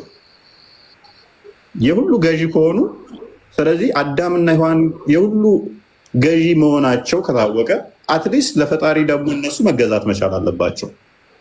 ለፈጣሪ በምን መገዛታቸው ይታወቃል? የሁሉ የበላይ ካደረጋቸውና ከሾማቸው ገዢ ካደረጋቸው ለፈጣሪ በምንድን ነው ገዢነታቸው የሚታወቀው? ህግ ያስፈልጋል። ህጓ ምንድነች? አንዲት ነገር ብቻ። ሁሉም ፈቀደና እችን ዛፍ እንዳትነኩ፣ እቺን አትብሉ ከዚህ ይቻላቸው። ያቺ ህግ ምን ትባላለች? የፍቅር ህግ ወይንም ደግሞ ድንበር ትባላለች፣ የፈጣሪና የፍጡር። እነሱ ያችን በመጠበቅ ለፈጣሪ ተገዢ መሆናቸውን የሚያሳውቁባት ነበር። ነገር ግን አንፎርቹኔትሊ ሶስተኛው እንትን ሱራ ልል ነበረ ዘፍጥረት ምዕራፍ 3 ላይ ከቁጥር 1 ጀምሮ ሴጣን በእባብ ልብ ውስጥ አድሮ ሄዶ ይገባባቸዋል ማለት ነው። ከዛ ይወሰውሳቸዋል። እግዚአብሔር እንዳበሉ አላችሁን ብሎ ይጠይቃቸዋል። ሔዋንን ይጠይቃታል። ያ ከበላችሁ እኮ እንደሱ ስለምትሆኑ ነው፣ አትሞቱም ነበር። ምክንያቱም እግዚአብሔር ምን ብሏቸዋል? ከዚህ እንዳበሉ ከበላችሁ ትሞታላችሁ ብሏቸዋል። ሴጣን ደግሞ ተቃራኒው ሄደና ውሸቱን ነው እግዚአብሔር ብትበሉ እንደ እግዚአብሔር ዘላለማዊ ስለምትሆኑ ቀንቶባችሁ ነው፣ ፈርቶ ነው አይነት ስታፍ ነገራቸው ማለት ነው። ስለዚህ ዛፉን አዩ፣ ከእግዚአብሔር ትእዛዝና ሕግ ይልቅ የሴጣኑ ተመቻቸውና ወስደው በሉ። በላች ቀድማ እሷ ለባሏ መጎረሰችው፣ በላ። አንድ እድል ሰጣቸው። ሆነ ምን አይነት እድል? ንስሐ እንዲገቡ ጥያቄ ጠየቃቸው። አዳም አዳም የት ነህ አለው። አዳም ፈርቼ ተደብቄያለሁ አለ። ለምን ተደበቅ? ለምን ፈራህ አለው። ልክ አባት ልጁን እንደሚጠይቅ ማለት ነው። ልጅህ የሆነ ሕፃን ልጅ ቢያጠፋ እንዳጠፋ ብርጭቆ እንደሰበረ እያየ ላጮህበት ትችላለህ። ምንድነው የተፈጠረው ምናምን ብለህ ልጠይቀው ትችላለህ። ራሱ እንዲናዘዝ ልጅህ ማለት ነው። ሽምጥጥ ካደረገ ግን ሊያናድደህ ይችላል ይበልጥ። ስለዚህ ምን አለ አዳም? አዎ በላሁ። ለምንድን ነው የበላኸው አለው። ዘፍጥረት ምዕራፍ 2 ቁጥር መጨረሻ አካባቢ ላይ ሔዋን ስትፈጠርለት እቺ አጥንቷ ከአጥንቴ ስጋዋ ከስጋዬ ደሟ ከደሜ ነው ብሎ ሴት ትባል ብሎ የወደዳትን ሴትን በጣም ደስ ያለችውን ሴት ስትሰጠው አዳም እቺ አንተ ፈጥረህ ያመጣሃት እሷ ነች ያሳሳተችኝ ብሎ ጥፋቱን ወደ ማን አላከከ? ወደ ሔዋን። ወደ ሔዋን ብቻ አይደለም ያላከከው፣ ወደ እግዚአብሔር መለስ። አዳም አንተ እሷን ባሰጠኝ ኖሮ እኔ አልበላም ነበረ፣ እሷ ነች እንደዚህ ያደረገችኝ ብሎ ጥፋቱን ወደ ሔዋንና ወደ እግዚአብሔር ጭራሽ መለሰው ማለት ነው። ይቅርታ ከመጠየቅ ማለት ነው። ሔዋን ደግሞ ስትጠየቅ ምናለች? ሴጣን ያሳሳተኛለች። ምክንያት አያድንም። ለጥፋታችን ሪስፖንሲቢሊቲ ወስደን ይቅርታ መጠየቅ ነበረብን። ስለዚህ ትሞታላችሁ የተባለው ፍርዱ መጣባቸው ማለት ነው። ምክንያቱም እግዚአብሔር ፈራጅ ነው ብያለው። ከዛ በኋላ ምን መጣባቸው? ስለዚህ ከገነት ተባረሩ። ከገነት እንዲወጡ ምክንያት ሆናቸው። አትደክሙም፣ አትራቡም፣ አትጠሙም የተባሉት በገነት ውስጥ ከገነት እንዲወጡ፣ ስለዚህ ዘላለማዊነትን እንዲያጡ ሆኑ ማለት ነው። ሞት የሚባለው ወደ ባህሪያቸው ገባ። የእናንተና የኛውን እዚህ ጋር በደንብ የምንለያይበት ምንድነው? እሱ ወንድማችን ይብሉ በእናንተ ሞት የተፈጠረ ነው፣ በእኛ ሞት የተፈጠረ አለ። ሱራ 7 178 ላይ አጋንንትና ሰዎች አብዛኞቹ እንትን እንደተፈጠሩ ይናገራል። ሞት የተፈጠረ ነው እናንተ ጋር፣ እኛ ጋር ግን ሞት የተፈጠረ አይደለም። ስለዚህ ሞት የሚባለው ነገር አሁን ገባ ወደ እነሱ ባለመታዘዝ ምክንያት። ሮሜ ምዕራፍ 6 ላይ እንደሚናገረው በአንዱ አለመታዘዝ ሞት ወደ ዓለም ገባ እንደሚለው፣ ስለዚህ ሞት ገባባቸው ማለት ነው። ሞት ወደ እነሱ ገንዘብ ሆነ። ስለዚህ ይሄ ሞት ተፈረደባቸው፣ እግዚአብሔር ፍርድ ፈረደባቸው። ሞት የሚባለው ተፈረደ። ነገር ግን ፍርዱን ቢፈርድም እግዚአብሔር ባይፈርድ ኖሮ ሴጣን ትክክል ይሆን ነበር። ባይፈርድ ዝም ቢሉ ሰው ባይሞት ኖሮ አዳም ባይሞት ኖሮ ዘላለም ሆነው ቢቀጥል ኖሮ ሰው ምን ይሆናል? ሴጣን እውነተኛ፣ እግዚአብሔር ሐሰተኛ ሊሆን ማለት ነው። ሎቱ ስባት። ስለዚህ እግዚአብሔር ኦልዌይስ እውነተኛ ስለሆነ ሲሞቱ ምን ይሆናል? ሴጣን ውሸተኛ ይሆናል። አትሞቱም፣ እሱ የምትበሉ አትሞቱም ያለው ውሸት ይሆናል ሴጣን። ነገር ግን እግዚአብሔር ምንድን ያላቸው? ትሞታላችሁ ነው እንጂ ያላቸው ትሞቱና ከዛ አስነሳችኋለሁ አላላቸውም። ገና ሳያጠፉ አንተ ብርጭቆ ልጅ ከመስበሩ በፊት ባቢ ብርጭቆ ብትሰብር ብርጭቆ እንዳሰብር ከሰበርክ እገርፍህና ከዛ ባብልሃለሁ አትለውም። እዛ ጋር ቴሌቪዥኑን ብትሰብረው ከዛ ከሰበርከው በኋላ ገርፍህና አባብልሃለሁ አትለውም። ኖ ቴሌቪዥኑን እንዳሰብር ከሰበርክ እገርፍሃለሁ ነው የምትለው። ሜቢ ከሰበረ ግን ተገረፍከው በኋላ ልታባብለው ትችላለህ፣ እንደ አባት ማለት ነው። አጥፍቷል፣ ገረፍከው፣ ከዛ ታባብለዋለህ ፍርድህን ከፈጸምክ በኋላ ማለት ነው። እግዚአብሔር እውነተኛ ፈራጅ ስለሆነ ሞትን ፈረደባቸው። ሞት ከፈረደ በኋላ ግን ጠላትነት መጥቷል። ሴጣንና የሰው ልጅ ጠላት ሆነ። አሁን የሰው ልጅ በአንተ ምክንያት ነው ብሎ ሴጣን ላይ ይጠቁማል። ሴጣን ደግሞ ባሪያ አድርጎ ለማስቀረት የሰው ልጅን ይዋጋል ማለት ነው። ስለዚህ ሞት ወደ ሰው በመግባቱ ምክንያት ፍርዱ ተፈርዷል። ነገር ግን ካሳ ያስፈልግ ነበር። ለምን? መነሳት መቻል አለበት። እንደ ቅጠል እንደ ዛፍ አፈር ሆነን መቅረት የለብንም። አፈር ሆነን እንዳንቀር ተዛ እግዚአብሔር ምን አመጣልን ደግሞ? ካሳ። ያንን ካሳ ማንም መካስ አልቻለም። ንጹህ ሆኖ መገኘት አልቻለም።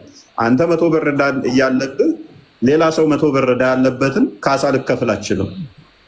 ምክንያቱም አንተ ራስህ 100 ብር ዕዳ ስላለብህ ሰንበዲ 100 ብር ዕዳ አለብኝ ቢልህ አዝነህ ከ100 ውጭ መክፈል አችልም። ስለዚህ የሰው ልጅ ሁሉ የሞት ዕዳ መጣበት አሁን ማለት ነው። ስለዚህ ያንን የሞት ዕዳ ከፍሎ ነፃ ማውጣት አልተቻለም። እግዚአብሔር እዛ ሆኖ ለምን ይቅርታ አያደርግም ነበረ? ጠላትነቱ የሆነው በማንና በማን መካከል ነው? ዘፍጥረት ምዕራፍ 3 ቁጥር 15 ላይ በአንተና በሴቲቱ በዘርና በዘሯ መካከል ጠላትነት ይሆናል የተባለው በሴጣንና በሰው ልጅ መካከል ነው፣ ከእግዚአብሔር ጋር አይደለም። እግዚአብሔር እዛ መሆኑ አስቀድሞ ነው። ከእግዚአብሔር ጋር ተጣልቷል እንዴ? ሴጣን እግዚአብሔርን ተዋግቶ ማሸነፍ ይችላል እንዴ? ሴጣን እንዴ አንተ እኮ ያሸነፍከኝ በአንተ አቅም ኖሮ ሳይሆን እግዚአብሔር ነው ያሸነፈኝ እንጂ አንተ አይደለህም ይለዋል። ሰውንማ እንደፈለገኝ ይጫወትበት ነበር ይላል። ስለዚህ የሰው ልጅ በሴጣን ምክንያት ስለተሸነፈ፣ በሴጣን ምክንያት እንደዚህ ዕዳ ስለመጣበት በተመሳሳይ ካሳው መምጣት አለበት። እዛ ጋር ቀድማ የበላችሁ ሔዋን ነች፣ እዚህ ጋር ደግሞ ማርያም ትመጣለች። እዛ ጋር ሔዋን ድንግል ነበረች፣ እዚህ ጋር ማርያም ድንግል ትሆናለች። እዛ ጋር ማርያም ሔዋን ጸጋዋ ያልተገፈፈ ራቁት ሆና እንኳን ማታፈር ነበረች። እችኛዋ ማርያም ስትመጣ ደግሞ ጸጋ የሞላባት ትሆናለች። ሉቃስ ወንጌል ምዕራፍ 1 ላይ ቁጥር 26 ጀምሮ አለ። ያኛው ደግሞ ምዕራፍ 3 ቁጥር 15 ጀምሮ ሙሉ ማንበብ ይቻላል። ስለዚህ ጸጋዋ የተሟላላት ሴት ትመጣለች ማለት ነው። ካሳ የምትሆን ለዛች ምክስ ተመሳሳይ ካሳ ይመጣል። ከዛስ ሞቶ ሰው እንዳይቀር ለምን ካሳው መጣ ማለት ነው። ስለዚህ ያ ሴጣን እኛን ያሸነፈን ሴጣንን ያቀርበውና ሉቃስ ወንጌል ምዕራፍ 4 ላይ ከቁጥር 1 ጀምሮ ወደ ከቁጥር 1 ሳይሆን ከቁጥር 8 ምናምን አካባቢ ጀምሮ ያው ማቴዎስ ወንጌል ምዕራፍ 4 ላይ በተመሳሳይ ማቴዎስ ወንጌል ምዕራፍ 4፣ ሉቃስ ወንጌል ምዕራፍ 4 እንዲሁም ደግሞ ሉቃስ ወንጌል ምዕራፍ 10 ላይ ከቁጥር 17 ጀምሮ ሴጣንን አቅርቦ የሰው ልጅ እንዲያሸንፍ ካደረገው በኋላ ይህንን ስልጣን ከዛ ሰዎች ሴጣንን እንዲረግጡ እንዲያሸንፉ ይህንን ጸጋውን ሰጠን። ሞትን ገደለውና ዕብራውያን ምዕራፍ ቁጥር 15 ላይ የዲያብሎስን ስራ ሊያፈርስ የእግዚአብሔር ልጅ በስጋ ተገለጠ ይላል። ስለዚህ የዲያብሎስን ስራ ያ በሰው ልጅ ሰልጥኖ የነበረውን አፈረሰና ምንን ሰጠን ማለት ነው? ትንሣኤን። ሞቱን በሞቱ ሻረውና ሞትን በሞቱ ሻረውና ህይወትን ሰጠን። ዮሐንስ ወንጌል ምዕራፍ 11 ላይ ቁጥር 25 ጀምሮ የሚያምንብኝ ቢሞት እንኳን ሕያው ይሆናል፣ ሕያው የሆነ ለዘላለም አይሞትም ማለት። ለምን? ሞቱን በሞት ደመሰሰው። ክርስቶስ እሱ የእግዚአብሔር በግ ተብሎ ይጠራል። በግ ምንድን ነው? እሱ ብታርደው ስጋውን ትበላለህ፣ ቆዳውን ትተኛበታለህ፣ ልብሱን እንትን ትለዋለህ። በአራጆቹ ፊት እንኳን በሸላቾቹ ፊት ዝም አለ ይላል። ክርስቶስ የእግዚአብሔር በግ ተብሏል። ዮሐንስ ወንጌል ምዕራፍ 1 ቁጥር 29 ላይ የዓለምን ኃጢአት የሚያስወግድ የእግዚአብሔር በግ ተባለ። አንደኛ ጴጥሮስ ምዕራፍ 2 ቁጥር 22 እስከ 24 ምሳሌ ሊሆነን አንድ ምሳሌ ሊሆነን ሁለት ደግሞ ቤዛ ሊሆነን ማቴዎስ ወንጌል ምዕራፍ 28 ላይ ማርቆስ ወንጌል ምዕራፍ 10 ቁጥር 45 ላይ የዓለምን ኃጢአት ሊያስወግድ ቤዛ ሊሆነን የእግዚአብሔር በግ ተገለጠ፣ ስለኛም ነፍሱን አሳልፎ ሰጠ ይላል። በእናንተ ሞት የሚሻረው ገና በቂያማ ቀን ነው።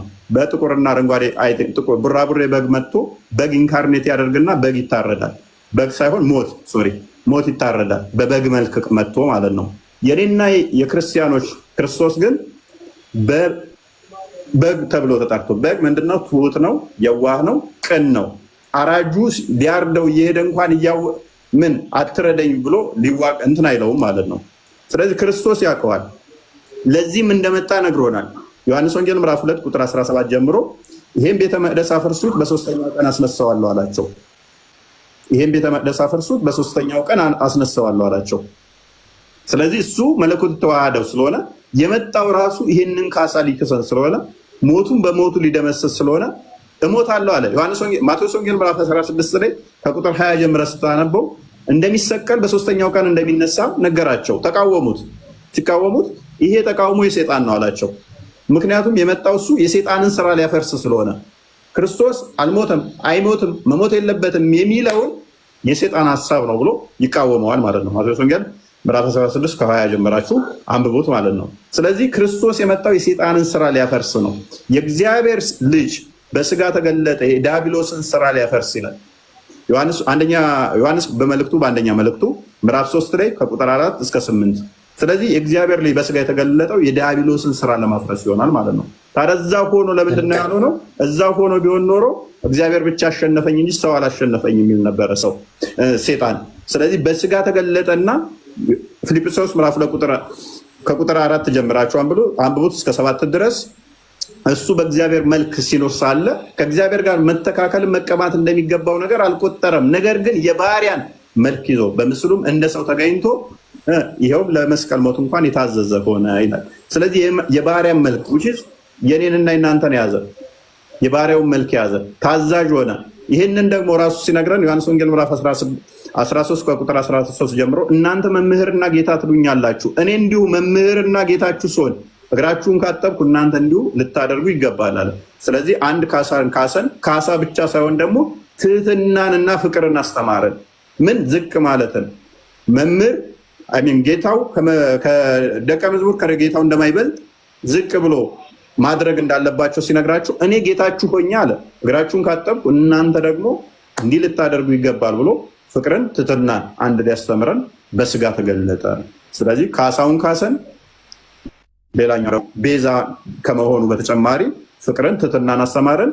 ሌላ ደግሞ አርያን ትቶልን ሄደ። አንደኛ ጴጥሮስ ምዕራፍ 2 ላይ ቁጥር 23 ወይንም ደግሞ 24 አካባቢ እንደሚናገረው። ኦኬ። ስለዚህ ፎይ አሁን ለምሳሌ በአባታችን አደም እና በእናታችን ሐዋ በእናንተ ሔዋን እንደምትሏት እነሱ ባስገኙት ወንጀል አሁን ሰው ልጆች በአጠቃላይ ወንጀለኛ ሆነው ነበር ነው ኢየሱስ እስኪመጣ ድረስ ያለውን እስከዛ ድረስ ሰው ልጆች በኃጢአታቸው ነበር የሚኖሩት እና እነዚያስ አሁን ከዛ በፊት ኢየሱስ ከመምጣቱ በፊትስ የነበሩ የሞቱት እንዴት ነው? የነሱ ኃጢአታቸው ሳይማርላቸው ነው የሄዱት? በምን መልኩ ነው? ያ የሰው ልጅ ክርስቶስ እስከመጣበት ድረስ እንዴት ነበረ? ክርስቶስ እስከሚመጣ ተስፋ ያደርጉ ነበረ። በአዳም ምክንያት እናንተ ኃጢአተኛ ነበራችሁ ወይ? በአዳም ምክንያት ኃጢአተኛ ነን ብለን አናምንም። እኛ ትንሽ ሚስኮንሰፕሽን አለ እስልምናው ጋር። ከአዳም የወረስነው ኃጢአት አለ ብለን አናምንም። ነገር ግን ድህነቱን እፎይ እንደዛ ካላመናችሁ ለምንድን ነው ኢየሱስ ኃጢአታችን ሊያጠራ መጥቷል ብለው ያኔ ብላችሁ የምታምኑት ማለት ነው? ያ ልመልስልህ ነው።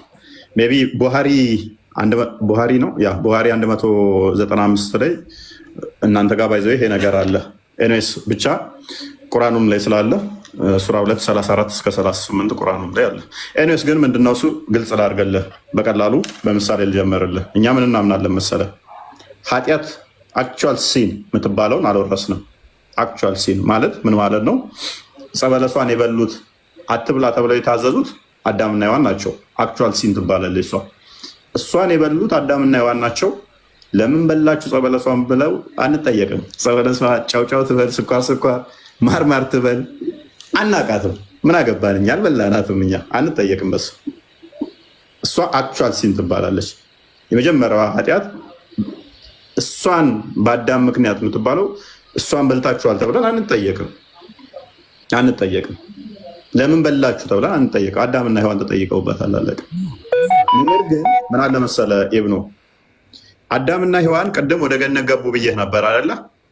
ገነት ውስጥ እንዲኖሩ ታዘው ነበረ፣ ዕፀ በለሷን እስካልበሉ ድረስ ብዬ ነበረ። ኢብኑ ይሰማል። ያ ነገር ግን ዕፀ በለሷን በመብላታቸው ምክንያት ከገነት ተባረሩ። በደንብ አስተውል። ከገነት ተባረሩ። ገነት የባህሪ መኖሪያቸው አይደለችም፣ ባህሪያቸው አይደለችም። ገነት ጸጋ ነች። ገነት በጸጋ የተሰጡት ነች።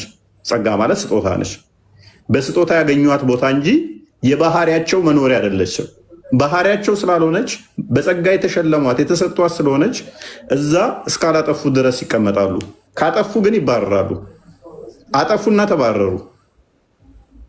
ስለዚህ አጥፍተው ሲባረሩ ዘፍጥረት ምዕራፍ 4 ላይ ከቁጥር 1 ስትመለከቱ ከተባረሩ በኋላ አዳም ልጅ ይወልዳል።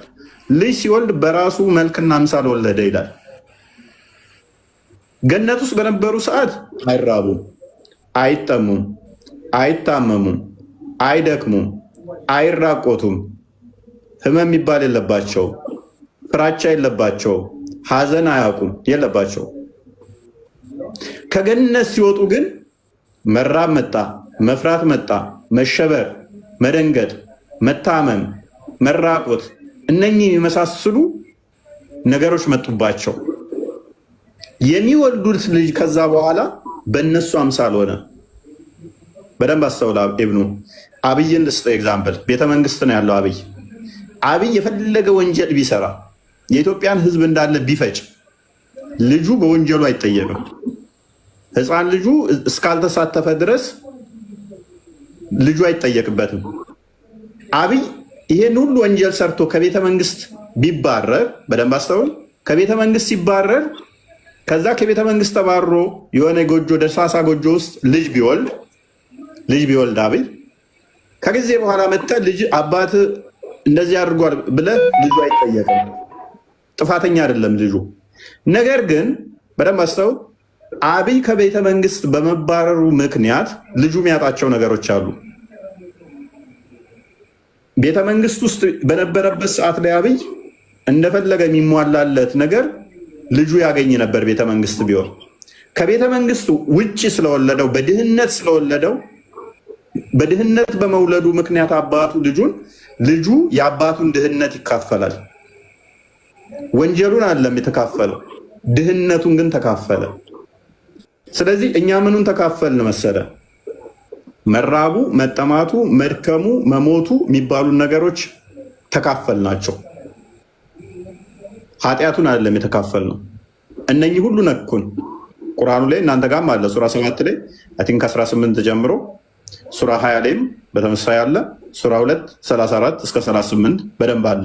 አዳምም ምን ይለዋል? በገነት አትራብም፣ አትጠማም፣ አትደክምም ይለዋል አይደለ? ነገር ግን አሁን አንተ ትራባለህ፣ ትጠማለህ፣ ትደክማለህ። ይሄ የመጣው መቼ ነው? ከገነት በመውጣቱ ነው። ገነት ውስጥ አልነበረም። ስለዚህ እኛ ከገነት በመውጣታችን አዳም እነኚህን ከገነት በመውጣቱ ምክንያት የኃጢአቱ ውጤት ምን አመጣበት? ቅጣት አመጣበት። ቅጣቱ ደግሞ እኛም ሼር እንድናደርገው ምክንያቱ። ስለዚህ ሞት መጣብን። ያንን ሞት ደግሞ ክርስቶስ ደመሰሰልን ብለን እናምናለን። ሞተን እንዳለ አደረገን ማለት ነው። ሞት ማለት አሁን ስለዚህ ኢየሱስ የመጣው ሞትን ድል ሊያደርግ ወይም ደግሞ ከኛ ሊያስነሳ እንጂ ወይም ደግሞ ከእናንተ ሊያስነሳ እንጂ ኃጢአት ኖሮባችሁ ኃጢአታችሁን ሊያስምረላችሁ አይደለም ማለት ነው። አባባለ ሰው ልጆች አዳም እንደዚህ ኃጢአትን ወርሰን ያችን የወረስናትን ከኛ ሌላ ያነሳት ነው አይደለም። ምክንያቱም ሕዝቅኤል ምዕራፍ 18 ላይ ቁጥር 4 እና ቁጥር 20 ላይ ስታነብ ልጅ የአባቱን ኃጢአት አይወርስም። ኃጢአት የምትሰራ ነፍስ ራሷ ትሞታለች እንጂ ከፍቶታል ይመስለኛል። እንትን አንደው ሎክ እንደዚህ ይላል፣ ኃጢአት የምትሰራ ነፍስ ራሷ ትሞታለች። ልጅ የአባቱን ኃጢአት አይሸከምም። አባት የልጅን ኃጢአት አይሸከምም። የጻድቅም ጻድቅ በራሱ ላይ ይሆናል፣ የኃጢአተኛውም ኃጢአት በራሱ ላይ ይሆናል። ስለዚህ ኃጢአት የምንወርሰው ነገር አይደለም። ኃጢአት በራሱ ሎክ በደንብ አስተውል። ኢብኑን የጠየቀኛ ኃጢአት የሚሰራ ነው። እንደኛ ኃጢአት የሚሰራ እንጂ የሚወረስ አይደለም። ኃጢአት ማለት ምን ማለት ነው? ትእዛዝ መተላለፍ ነው አይደለ? ኃጢአት ማለት ትእዛዝ መተላለፍ ነው አይደለ? ስለዚህ ትእዛዝ መተላለፍ ከሆነ የሚወረስ አይደለም የሚሰራ ነው። በባህሪው ኃጢአት ማለት የሚሰራ ነው፣ የሚደረግ ነው። የሚወረስ ሳይሆን የሚደረግ ነው። ሰው የምንወርሰው አይደለም። ሜይ ቢ በተመሳሳይ እናንተ ጋር ቡሃሪ 194 ወይም 195 ቼክ ማድረግ ትችላለህ። ወይንም ደግሞ እንትኑም ላይ ቁርአኑን ማየት ይቻላል። ስለዚህ እኛ ሞት ታርዶልናል፣ ሞት ተወግዶልናል። 195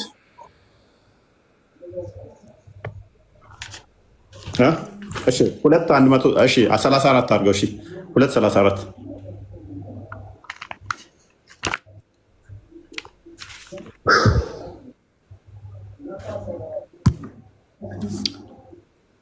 ኦኬ ከፍ አድርገው ትንሽ ለመላእክት ሲገዱ ያልነውን ስለዚህ አሁን እፎይ ኢየሱስ ተሰቅሎ በደሙ የተገኘው እንትን ምንድን ነው ማለት? ከዚህ በፊት ያ ሞተን እንዳንቀር ትንሣኤን ሰጠን ማለት ነው። ምክንያቱም አንደኛ ቆሮንቶስ ምዕራፍ 15 ላይ ስትመለከት በክርስቶስ ሞተው ሰዎች እንደማይቀሩ ትንሣኤን እንደምናገኝ ቅድም እንዳልኩ ምንድነው ልጅ ቢያጠፋል ከማጥፋቱ በፊት እንደናትለውም አይደለ? ከማጥፋቱ በፊት እገርፍህና ባብልሃለሁ አትለውም አይደለ? ከገረፍከው በኋላ የምታባብለው አይደለ? አይሰማም? ስለዚህ አጠፋን። የሰው ልጅ አጥፍቶ ነበረ፣ አዳም አጠፋ። ስለዚህ ቅጣት መጣበት፣ ተቀጣ፣ ሞት። ከዛ ደግሞ ሞተን እንዳንቀር ደግሞ ትንሣኤን ሰጠን ማለት ነው። ትነሳላችሁ፣ ምን ትነሱት ደግሞ በዚህ መልኩ ነው ብሎ አሳየን ማለት ነው። ስለዚህ ጋራንቲ አለን እኛ። ለምን የሞቶ ራሱ በስጋ ተገለጠና ሎክ በስጋ ተገልጦ ሞትን በሞቱ ሽሮ ሞታችሁ አትቀሩም፣ እኔ ከሙታን በኩር ሆኜ ተነስቻለሁ አለ። ከሙታን በኩር ሆኜ ተነስቻለሁ። ቆላስይስ 1 ወይንም ደግሞ ታስታውሳለህ ጥቅሱን?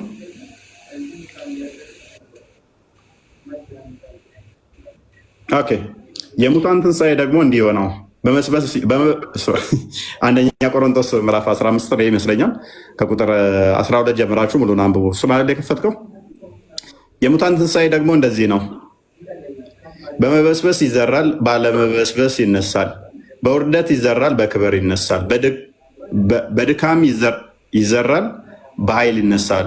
ፍጥረታዊ አካል አለ፣ መንፈሳዊ አካል ይነሳል። ፍጥረታዊ አካል ካለ መንፈሳዊ አካል አለ። ከፍ አድርገው። ይህንን የክርስቶስም እንትኑን እያመጣው ነው። እንዲሁ ደግሞ ፊተኛው ሰው አዳም ሕያው ነፍስ ሆነ ተብሎ ተጽፏል። ኋላኛው አዳም ሕይወትን የሚሰጥ መንፈስ ሆነ፣ ክርስቶስ ማለት ነው። ነገር ግን ሕይወትን የሚሰጥ ሆነ። ያኛው ሞትን አምጥቶብን ነበር። ነገር ግን አስቀድሞ ፍጥረታዊ ቀጥሎ መንፈሳዊ ነው እንጂ መንፈሳዊ መጀመሪያ አይደለም። ፊተኛው ሰው ከመሬት ከፍ አድርገው አዳም ማለት ነው። ከመሬት ነው የተገኘው። አዳም ማለት በራሱ አፈር ማለት ነው። የፊተኛው ሰው ከመሬት መሬታዊ ነው። ሁለተኛው ሰው ከሰማይ ነው። ዮሐንስ ወንጌል ምዕራፍ 6 ቁጥር 40 ላይ ቀደም እንዳያችሁ ከሰማይ የወረድኩ ሕያው እንጀራ እኔ ነኝ ብሎ ክርስቶስ ስለተናገረ፣ አዳም ግን ከመሬት የተገኘ አፈር ነው። የፊተኛው ሰው ከመሬት መሬታዊ ነው። ሁለተኛው ሰው ከሰማይ ነው። መሬታዊ እንደሆነ መሬታውያን የሆን ደግሞ እንዲሁ ናቸው። ሰማያዊ እንደሆነ ሰማያውያን የሆኑት ደግሞ እንዲሁ ናቸው። እነዛ መሬታውያን እያለ ይቀጥላል። ኤኒዌይስ ስለዚህ በመበስበስ ማለት እኛ እንበሰብሳለን ስንቀበር፣ ነገር ግን ስንነሳ በኃይል እንነሳለን። ይህንን ደግሞ በማን ያገኘ ነው? በክርስቶስ ነው ይህንን ያገኘ ነው ማለት ነው። በስብሰን እንደማንቀር ጋራንቲ ሰጠን፣ ዋስትና ሰጠን፣ ዘላለማዊ እንደምን ነው። ከዛ በኋላ እናንተ ታውቀዋለህ ብዬ ነው ያለፍኩት። ሞት ኢንካርኔት ሆኖ ይመጣል አለ በበግ መልክ። ከዛ ያ ይታረድና ነው እናንተ ዘላለማዊ የምትሆኑት። ቡሃሪ ላይ ያለ ሀዲስ ነው። ክርስቶስ ከሙታን እንትን ነው ማለት እሱ ሞትን ያው የፈጠረበትም ዓላማ አምላካችን አላህ ሱብሓነሁ ወተዓላ በሱረቱል ሙልክ ምን ብሎ ነግሮናል? ተባረከ ለዚ ቢየዲሂል ሙልኩ ወሁወ ዐላ ኩሊ ሸይኢን ቀዲር ይልና አለዚ ኸለቀል መውተ ወልሐያተ ሊየብሉወኩም አዩኩም አሕሰኑ ዐመላ። ስለዚህ ሞትን መልካምን የሚሰሩትን ሌሎች የትኞቹ ደግሞ አመፀኛ እንደሆኑ አምላክ ይሞክረንም ዘንድ ነው ሞትን አንደኛ ሲያመጣ። ሲቀጥል ደግሞ አሁን በበግ መልክ ያልከው እሱ ሞት ሆኖ ይቀርባል ቀጣይቱ ዓለም ላይ ያልከው አዎ በጀነትና በጀሃነም መካከል ይሆንና ይታረድና ከዛም በኋላ ምን ይባላሉ? ሐዲሱ እንደውም የሚለው ልክ ሞትን ሲያዩት ጊዜ የጀነት ሰዎች ይደናገጣሉ፣ የገሃነም ሰዎች ደግሞ ምን ይላሉ? ይደሰታሉ። ያን ደስታ ከምን የመነጨ ነው? የገሃነም ሰዎች ሞትን ሲያዩ ጊዜ በቃ ከዛ ካለንበት አስከፊ ከዛ ጭንቀት ሞተን ከዚህ ጭንቀት ልንገላገል ነው ከሚል አንጻር የዛኔ የደስታን ባህሪ ይንጸባረቅባቸዋል። የጀነቶቹ ሰዎች ደግሞ ከዛ ካሉበት ጸጋ ደግሞ ልንወጣ ነው በሚል ስጋት ትካዜ ነገር ይሰማቸዋል። በዛም መሃል አምላክ ምን ይወስናል? ሞትን እንዲታረድ ያደርጋል። ያኔ ሲታረድ የጀነት ሰዎች ጀነት ላይ እናንተ ዘውታሪ ናችሁ፣ ከአሁን በኋላ ሞት፣ መራም፣ መጠማት፣ ምንም አይነት ጉለት፣ ድካም የመሳሰሉት ነገራቶች ጉለቶች አይኖሩባችሁም። የገሃነም ሰዎችም ደግሞ እናንተም ደግሞ በዚህ ቅጣት በዚህ ጀሃነም ላይ ዘውታሪ ናችሁ ተብሎ ሞት በዚህ እያለ የሚቀጥል ነው። ትንሽ ሳሳጥልላችሁ ነው፣ አሁን ከርዕሳችን ላለመውጣት ያክል ነው። ስለዚህ አሁን አብና ኢየሱስ ስለዚህ ለምሳሌ ሜቢ አሁን ቀደም እንዳልኩ ሙስሊም 195 ላይ እፎይ አንድ ያልጨረስኩም ታወቀው በአዳም ምክንያት ነው ከገነት የወጣ ነው ይላል። ሜቢ የእኛን ፖይንቱን ካገኘው ተመሳሳይ ታሪክ እናንተ ጋር ኃጢአት ሆኖ እንደውም ይቀመጣል። እኛ ጋር ቀደም እንዳልኩ ኃጢአቱን ባንወርስም ስለዚህ አሁን በአዳም ኃጢአት ምክንያት ነው ከገነት የወጣ ነው ይላል። ምን አልከኝ?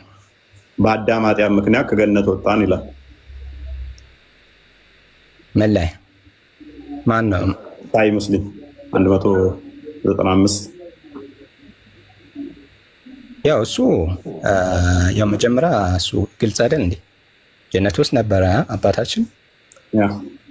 ያው እሱ ያቺ ባስገኘት ስተት ሰይጣን ባሳሰተውን በዛ ስተቱ ምክንያት ከጀነት ተባረረ። ምድርም ላይ ደግሞ እስከዛች እስከ ዕለተ ቅያማ ወይም እስከ ዕለተ ትንሣኤ እንድንቆይና እዚህ እስከ ቆየን ድረስ መልካምን የሰራ ቀጣይቱ ዓለም ላይ ያችን ጀነትን ተመልሶ ያገኘ ከዛ ከመልካም ነገር ደግሞ የተገለለና በስሜቱ እንዲሁም ደግሞ ባዕድን በማምለክ ራሱን ከትክክለኛው ከተፈጠረለት ዓላማ የተዛባ የሆነ አካል ደግሞ ምንድነው ያችን ጀነትን አጥቷት የክስረቷን ዓለም ጀሃነምን ይቀላቀላል ማለት ነው። እሱ አሁን እሱ ላይ ሳይሆን ፖይንታችን እኔ አሁን ጥያቄ ማድረግ የገባሁት ከመጀመሪያ ምትናችን ስመጣ ጊዜ አሁን ኢየሱስና አብ ስለዚህ አንድ ናቸው ወይ የሚለውን እንትን ለማለት ነው። ያ አንድ ነው የሚለውን በአካል ከሆነ በአካል አንድ አይደሉም። ነገር ግን በመለኮት ከሆነ ያ ዮሐንስ ወንጌል ምዕራፍ 1 ላይ ዮሐንስ ወንጌል ምዕራፍ 10 ቁጥር 30 ላይ እኔና አብ አንድ ነን ይላል። ሜቢ አንተ የምትጠይቀው ይህንን ጥያቄ መሰረት አድርገህ ከሆነ እኔና አብ አንድ ነን ይላል። እኔና አብ አንድ ነን ሲል በመለኮት አንድ ናቸው። አንድ ነን የሚለው በራሱ ግን ሁለትነት የሚያሳይ መሆኑ የሚዘነጋ ይመስለናል። እኔና ኢብኑ አንድ ነን ነው። አንደኛ እንትን እፎይ እዚህ ጋር አንደኛ ስለ መለኮት በመለኮት ተመሳሳይ እንትን መለኮት ይገባናል የሚልን እንትን አይደን አይደለም የሚያስይዘን። ሁለተኛ ደግሞ ለምን አንፃር ሌላ ቦታ ላይ ደግሞ ከኔ አብ ይበልጣል ይላል ኢየሱስ። ኢብኑ እኔና አላህ አንድ ነን ማለት ትችላለህ ማሲዝ ከሆነ እሱ የኔ አስተምሮና እኮ ያንተ አስተምሮ ስለሚላይ አሁን ሌላ ቦታ ላይ ከኔ አብ ይበልጣል ይላል ከኔ አብ ይበልጣል ይላል። ችግር የለውም እንኳን ከኔ አብ ይበልጣል ከመላእክትም አነሰ ተብሎ ተነግሮለታል። ችግር የለውም ከኔ አብ ይበልጣል ካለ ኢየሱስ ችግር የለውም። ከአብ ብቻ ሳይሆን ከመላእክትም ያነሰበታል። ችግር የለውም እሱ። ስለዚህ እዚህ ጋር እንግባባ ቅድሚያ። ስለዚህ እኔና አብ አንድ ነን ሲል ቲፖሎጂካሊ ራሱ ማንኛውም አይነጻጸር አይነጻጸሩም። ቅድሚያ እኔና አብ አንድ ነን ሲል ምን እያለ ነው? በመለኮት እኩል አንድ ነን፣ ልዩነት የለንም። አብ ያለው ወልድ ስላለው፣ ወልድ ያለው አብ ስላለው ዮሐንስ ወንጌል ምዕራፍ 17 ቁጥር 10 ላይ እንዲሁም ደግሞ ዮሐንስ ወንጌል ምዕራፍ 16 ቁጥር 15 ላይ አብ ያለው ሁሉ የወልድ እንደሆነ የወልድ ሁሉ የአብ እንደሆነ ስለሚናገር፣ ነገር ግን ከኔ አብ ይበልጣል አለ ማለት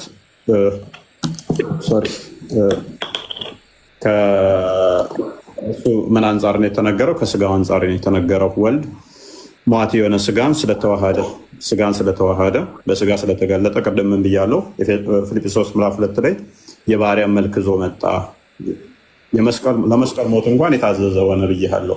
ስለዚህ የያዘው እሱ በስጋው የሚሞት ስጋን ተዋህዶ በስጋው እስከ ሞት ድረስ የታዘዘ ስለሆነ እሱን ለማጠየቅ ከእኔ አብ ይበልጣል ብሎ ስለ ስጋው ተናገረ ማለት ነው። ዕብራውያን ምዕራፍ 2 ላይ ስትመለከት ከመላእክት እንኳን አነሰ ይላል። የመላእክት ፈጣሪያቸው ነው ዕብራውያን ምዕራፍ 1 ላይ እያለው መልሶ 2 ላይ ደግሞ ከመላእክት እንኳን አሳነሰው ይላል። ከመላእክት እንዴት ሊያንስ ይላል? የመላእክት ፈጣሪያቸው ከሆነ ምክንያቱም መላእክቶች አይሞቱም። መላእክቶች ስለማይሞቱ ከመላእክት እንኳን በጥቂት አነሰ ተብሎ ተነገረለት ደግሞ። ስለዚህ በስጋው ስለሚሞት ከመላእክትም አነሰ ተብሎ ተነግሮለታል። ስለዚህ ተከሌ ያንሳል የሚለው ራሱ የሚነገረው ከምን አንጻር ነው ወንድማችን? ተመሳሳይ ቲፖሎጂካሊ ተመሳሳይ ለሆኑ ነገር ነው። እኔ ከአባቴ አንሳለሁ ስትል ተመሳሳይ ባህሪ ሲኖሩህ ነው። ውሻንና ሰውን አታነጻጸረም። እኔ ከጉንዳን በልጣለሁ ወይም ጉንዳን ከኔ ታንሳለች አትልም። ቲፖሎጂካሊ ማይስማሙ ነገሮችን ነው። ስለዚህ እሱ ግን ያንን የተናገረው ምንድነው? ስለተዋሃደው ስጋና ስለመሞቱ ነው። እሺ አንበው ክርስትና በብዙ ቦታ ላይ አሁን ለምሳሌ ኢየሱስም ለምሳሌ ዮሐንስ ምዕራፍ 30 ችግር የለውም። እሱም ስለ ፍቃድ ነው። ይሄ ችግር የለውም። ሰማው ፈርዳለሁ የሚለውም እሱም ከምን አንጻር ነው? ሌላ ቀን ምናልባት ይዤባችሁ በሌላ መለስበታለን። ቀይ አብቶብኛል። ለዛ ነው ግን የጠቀስከውን ጥቅስ ዮሐንስ ወንጌል ቁጥር 30 የጠቀስከው ከቁጥር 17 ጀምረ አንብበው ትገረምበታለህ። ከቁጥር 17 ሜይ ቢ ሙሉ ምዕራፉን አንብበው። የትኛው? ዮሐንስ ወንጌል ምዕራፍ 5 የጠቀስከው እሱ ችግር በሱ ዙሪያ ላይ ምናልባት በሌላ ጊዜ ተመልሰን የአላህ ፈቃድ ከሆነ እናየዋለን። ለመጨረሻ ለማለት የፈለኩት ቅድም ከወንድሜ ሙሐመድ ጋር የሆነ ነገር በሆነ ፖይንት ላይ እንሸራሸሩ ነበር። አላህ ስብሐነሁ ወተዓላ ምን አለው የፍነው ወይ ምንድነው የሚል እንትን ጥያቄን እያነሳ ነበር። ሌላ ቀን እናውራ። የምር ቻርጀር ቀይ አብርቶብኛል። ታይብ ግን በዚሁ አጋጣሚ ምንድነው ቆየው ማለት ነው 1 ደቂቃ ወር 2 ደቂቃ ቢበዛ ይቅርታ ጋር ምንድነው እኛ ሙስሊሞች ምናምነው በቁርአን በተወረደልንና በሐዲስ በነቢዩ ዓለይሂ ሰላቱ ወሰላም በተነገረን በነቢያዊ ሐዲሶች አማካኝነት ነው። አሁን ቁርአን ላይ አላህ ስብሓነሁ ወተዓላ ለይሰ ከሚስሊሂ ሸይኡን ወሁወ ሰሚዑል በሲር ይላል። አላህ ስብሓነሁ ወተዓላ አምሳያ የለውም ፍጹም እሱን ይመስላል ምናምን ደጋግሜ እኔ ብዬዋለሁ። ጠይቄ አላውቅም። እኔ ያላህ እጅ እግሩ ወይንም እንደዚህ ማንን ይመስላል የሚል አይደለም። ነገር ግን ምን አለ መሰለህ አካላት ስታጸድቁ ብዙ ነገሮች ይዘው የሚመጣቸው ነገሮች አሉ። ምክንያቱም የፍጡራንን ባህሪ የማይመስል አካላት ስለሆነ አካላቱ በራሱ ራሱን የቻለ ለፈጣሪ ብቻ የሚሰጥ ስለሆነ አሁን ክፍተትን ካጸደቅ ምንድነው እሱ ክፍተቱ ከአካሉ ጋር አይመሳሰል ይሆንብሃል ማለት ነው። ስለዚህ አንድ አካል ብለህ ራሱ ለመቁጠር ስለምትቸገር ነው። ክፍተቱ ራሱ ፍጡር አይሆንም ማለት ነው። ይሄ ክፍተቱ ራሱ ፈጣሪ ይሆናል በራሱ ክፍተቱ ይሄ ራሱ ክፍተቱ ፈጣሪ ይሆንና ይቆማል ራሱን የቻለ ማለት ነው። ምክንያቱም እንደ ሰውኛ ይሄ ክፍተቱን እንደ እንትን ቆጥረው ደፍነኸው አንድ ብለህ ስለማቆጠር ለፈጣሪ ስቆጠር ቁጥር እንደዛ ስለማይሰራ ማለት ነው። ፕላስ ደግሞ የምንጠይቀው ይሄንን ለምንድን ነው? እሱ ቀደም እንዳልኩ እኛ አብ ቃል ወልድ ልብ አብ ልብ ወልድ ቃል መንፈስ ቅዱስ እስትንፋስ እግዚአብሔር ብለን ስንቆጥር እነኝ አንድም ሶስትም አንድም በጣም ትልቅ ቴዎሎጂ እና በጣም አስቸጋሪ ብለው ሙስሊሞች ቻሌንጅ ያደርጋሉ ብዙ ጊዜ። መፍታቸው ማለትም ይችላሉ ላይገባቸው ስለሚችል ማለት ነው። ነገር ግን እኛ አምላካችን ቃሉ ፍጡር አይደለም፣ ቃሉ ፈጣሪ ነው። እሱ አካላዊ ነው፣ ወልድ ወይንም ደግሞ ልጅ ብለን እንጠራዋለን፣ ወይንም ደግሞ እሱን አካላዊ የሆነ ፈጣሪ ነው ብለን እንጠራዋለን። ታዲያ እንዴት ምናምን የሚለው ይመጣባቸዋል። ምክንያቱም ሶስት የተለያዩ እንትኖች ምናምን ነገር እንደዛ ስለሚያስቡት ማለት ነው፣ በሰውኛ ቁጥር ስለሚቆጥሩት። እንደዛ ከሆነ ካዳ እስልምናው ጋር እጁ ራሱን የቻለ ኮኔክትድ ካልሆነ አንዱ ከአንዱ ጋር ኮኔክት ካልተደራረገ የተበታተነ ከሆነ ራሱን የቻለ ከሆነ እጁ ማየት የሚችል ከሆነ መስማት የሚችል ከሆነ ምን ይሆናል ማለት ነው? ራሱን የቻለ ፈጣሪ ይሆናል ማለት ነው። ወይንም አያያዥ የሚያስፈልገው ከሆነ እንደዚህ የተያያዘ ከሆነ ደግሞ ሊትራሊ እንደኔ እያመሳሰልኩ ሳይሆን እጆቹ አንድ ፖይንት ላይ ከሌላኛው እጁ ጋር የተያያዘ ከሆነ ከባቱና ከእግሩ ከፊቱ ጋር አንድ ወጥ ፖይንት ላይ ከሆነ ሳንፈልግ ምሳሌ ውስጥ ራሳችሁ ትገባላችሁ ማለት ነው። ኢቭን አይመስልም ብትሉም እንኳን የመጠንና የቀለም ምናምን ነገር ይሆናል ልዩነቱ ማለት ነው። አይ እጁ እዛ ጋ ነው፣ እግሩ እዛ ጋ ነው፣ ባቱ እዛ ጋ ነው፣ ፊቱ እዛ ጋ ነው ከተባለ ደግሞ አንድ ቢለው ነገር አይመጣውም ማለት ነው። ዋን ፖይንት ላይ ነው ከተባለ ደግሞ አንዱ ፖይንት ላይ ከሆነ አንደኛው አዛዥ አንደኛው ታዛዥ የሚሆንበት ፖይንት ይመጣል ማለት ነው። ለምሳሌ እጄን እንዳደርግ ምን አለ ነርቮች አሉ የሚያዙት እጅ የሚያንቀሳቅሱ ማለት ነው። ስለዚህ አላህንም እግሩን የሚያንቀሳቅሰው ወይ አይምሮ የሆነ ነገር ብቻ የተሻለው አካል ሌላኛውን አካል ያዘዋል ማለት ነው። በአንዱ አካል ውስጥ አንደኛው አካል የሚያዘው የሚታዘዘው አለ ማለት ነው። ለምሳሌ እኔ ጆሮዬ ቢቆረጥ ልኖር እችላለሁ፣ እግሬ ቢቆረጥ ልኖር እችላለሁ። አንገቴ ቢቆረጥ ግን መኖር አልችልም። አንዱ ከአካል ከአንዱ አካል የሚበላለጥበትም አለው ማለት ነው። ይሄ ፈጣሪ ጋር ከመጣ ትልቅ ችግሮችን ስለሚያመጣ ነው። ኤኒዌይስ ወደፊት እናያቸዋለን። ለዛሬ ግን ይብቃን ይመስለኛል። ቴንኪው። ፈጣሪ ጋር ከመጣ ያልከው እፎይ፣ አሁን ለምሳሌ እንትኖችን በሰዎች በእይታ በእኛ እንዲህ ቢሆንስ እንዲህ ነው ወይ የሚለው ነገር እሱ ካመጣቸው ለምሳሌ ቁርአን ላይ አምላካችን ከነገረን አንጻር እንጓዛለን እንሄዳለን። በተረፈ ግን አሁን ለምሳሌ ቅድም ይህን ካለው ይህን ያስይዛል የሚለው ነገር አሁን ለምሳሌ እፎይ አይን ምላስ አለው ከተባለ እፎይ እሺ እጅም አለው እጁ እንደምላሱ ያወራል ወይ የሚለው ነገር ይሄ እንደዚህ አይነት እንትን ውስጥ መግባት ሳይሆን ለምሳሌ ተመልካች ነው፣ ያያል፣ ይሰማል፣ እንዲሁም አዋቂ ነው ሲባል ስለዚህ እውቀት አይደለም ማወቅ በአምላክ ደረጃና በፍጥር ደረጃ ያለው ይቅርና ያውቃል፣ ይሰማል። እንደዚህ እኮ አጣሉንም። ግን የክፍለ አካላቶችን ነጥለን ካስቀመጥናቸው ግን አይን የምትባል ማያ ማንንም አትመስል ለሱ ከሰጠን ኦኬ እጁ ማያ አይደለም ማለት ነው። አይኑ ነች እንጂ ማያ፣ እጁ ማያ አይደለችም። እግሩም ማያ አይደለም፣ አይኑ ብቻ ትሆናለች ማለት ነው። አካላቶችን እየነጠልን የምንሰጥ ከሆነ ማለት ነው። ሜይ ቢ ወደፊት እናያለን እንዲቴል። ኦኬ ችግር የለውም። ለነበረን ቆይታ አመሰግናለሁ። ባይሆን አጨረስኳቸው ጥያቄዎች ስላሉ የአምላክ ፍቃድ ከሆነ በሌላ ጊዜ እንመለስባቸዋለን። ከሌሎች ወገኖች ጋር ያልጨረሳችሁት ሂደቶች ካሉ እድሉን ሰዓታችሁ ይቅርታ ቃልና መሐመድ እንግዲህ ይቅርታ እናንተን ነፍታሌም አይ ቲንክ ቁጥር እየጻፍኩ ነበር ፈልገኝ ነበር። አይ እንትን ባይብል ሲከፍት እንደዚህ ማስታወቂያዎች ምናምን ሲያስቸግሩ ለሱ ነው። ይቅርታ እንግዲህ በጣም አመሰግናለሁ። ቴንኪው። ደህና አደር። መልካም ሌሊት። ደህና አደሩ። ኦልሞስት ዛሬ የቆየና ፌን ሁሉ እንትን አቃተኝ። በቃ ሎሚ እየመጠጥኩበት ሎሚ ልብላበት። ወይኔ አይኔ ውስጥ ገባ። ሎሚው ፍጭርቅ ብሎ አይኔ ውስጥ ገባ።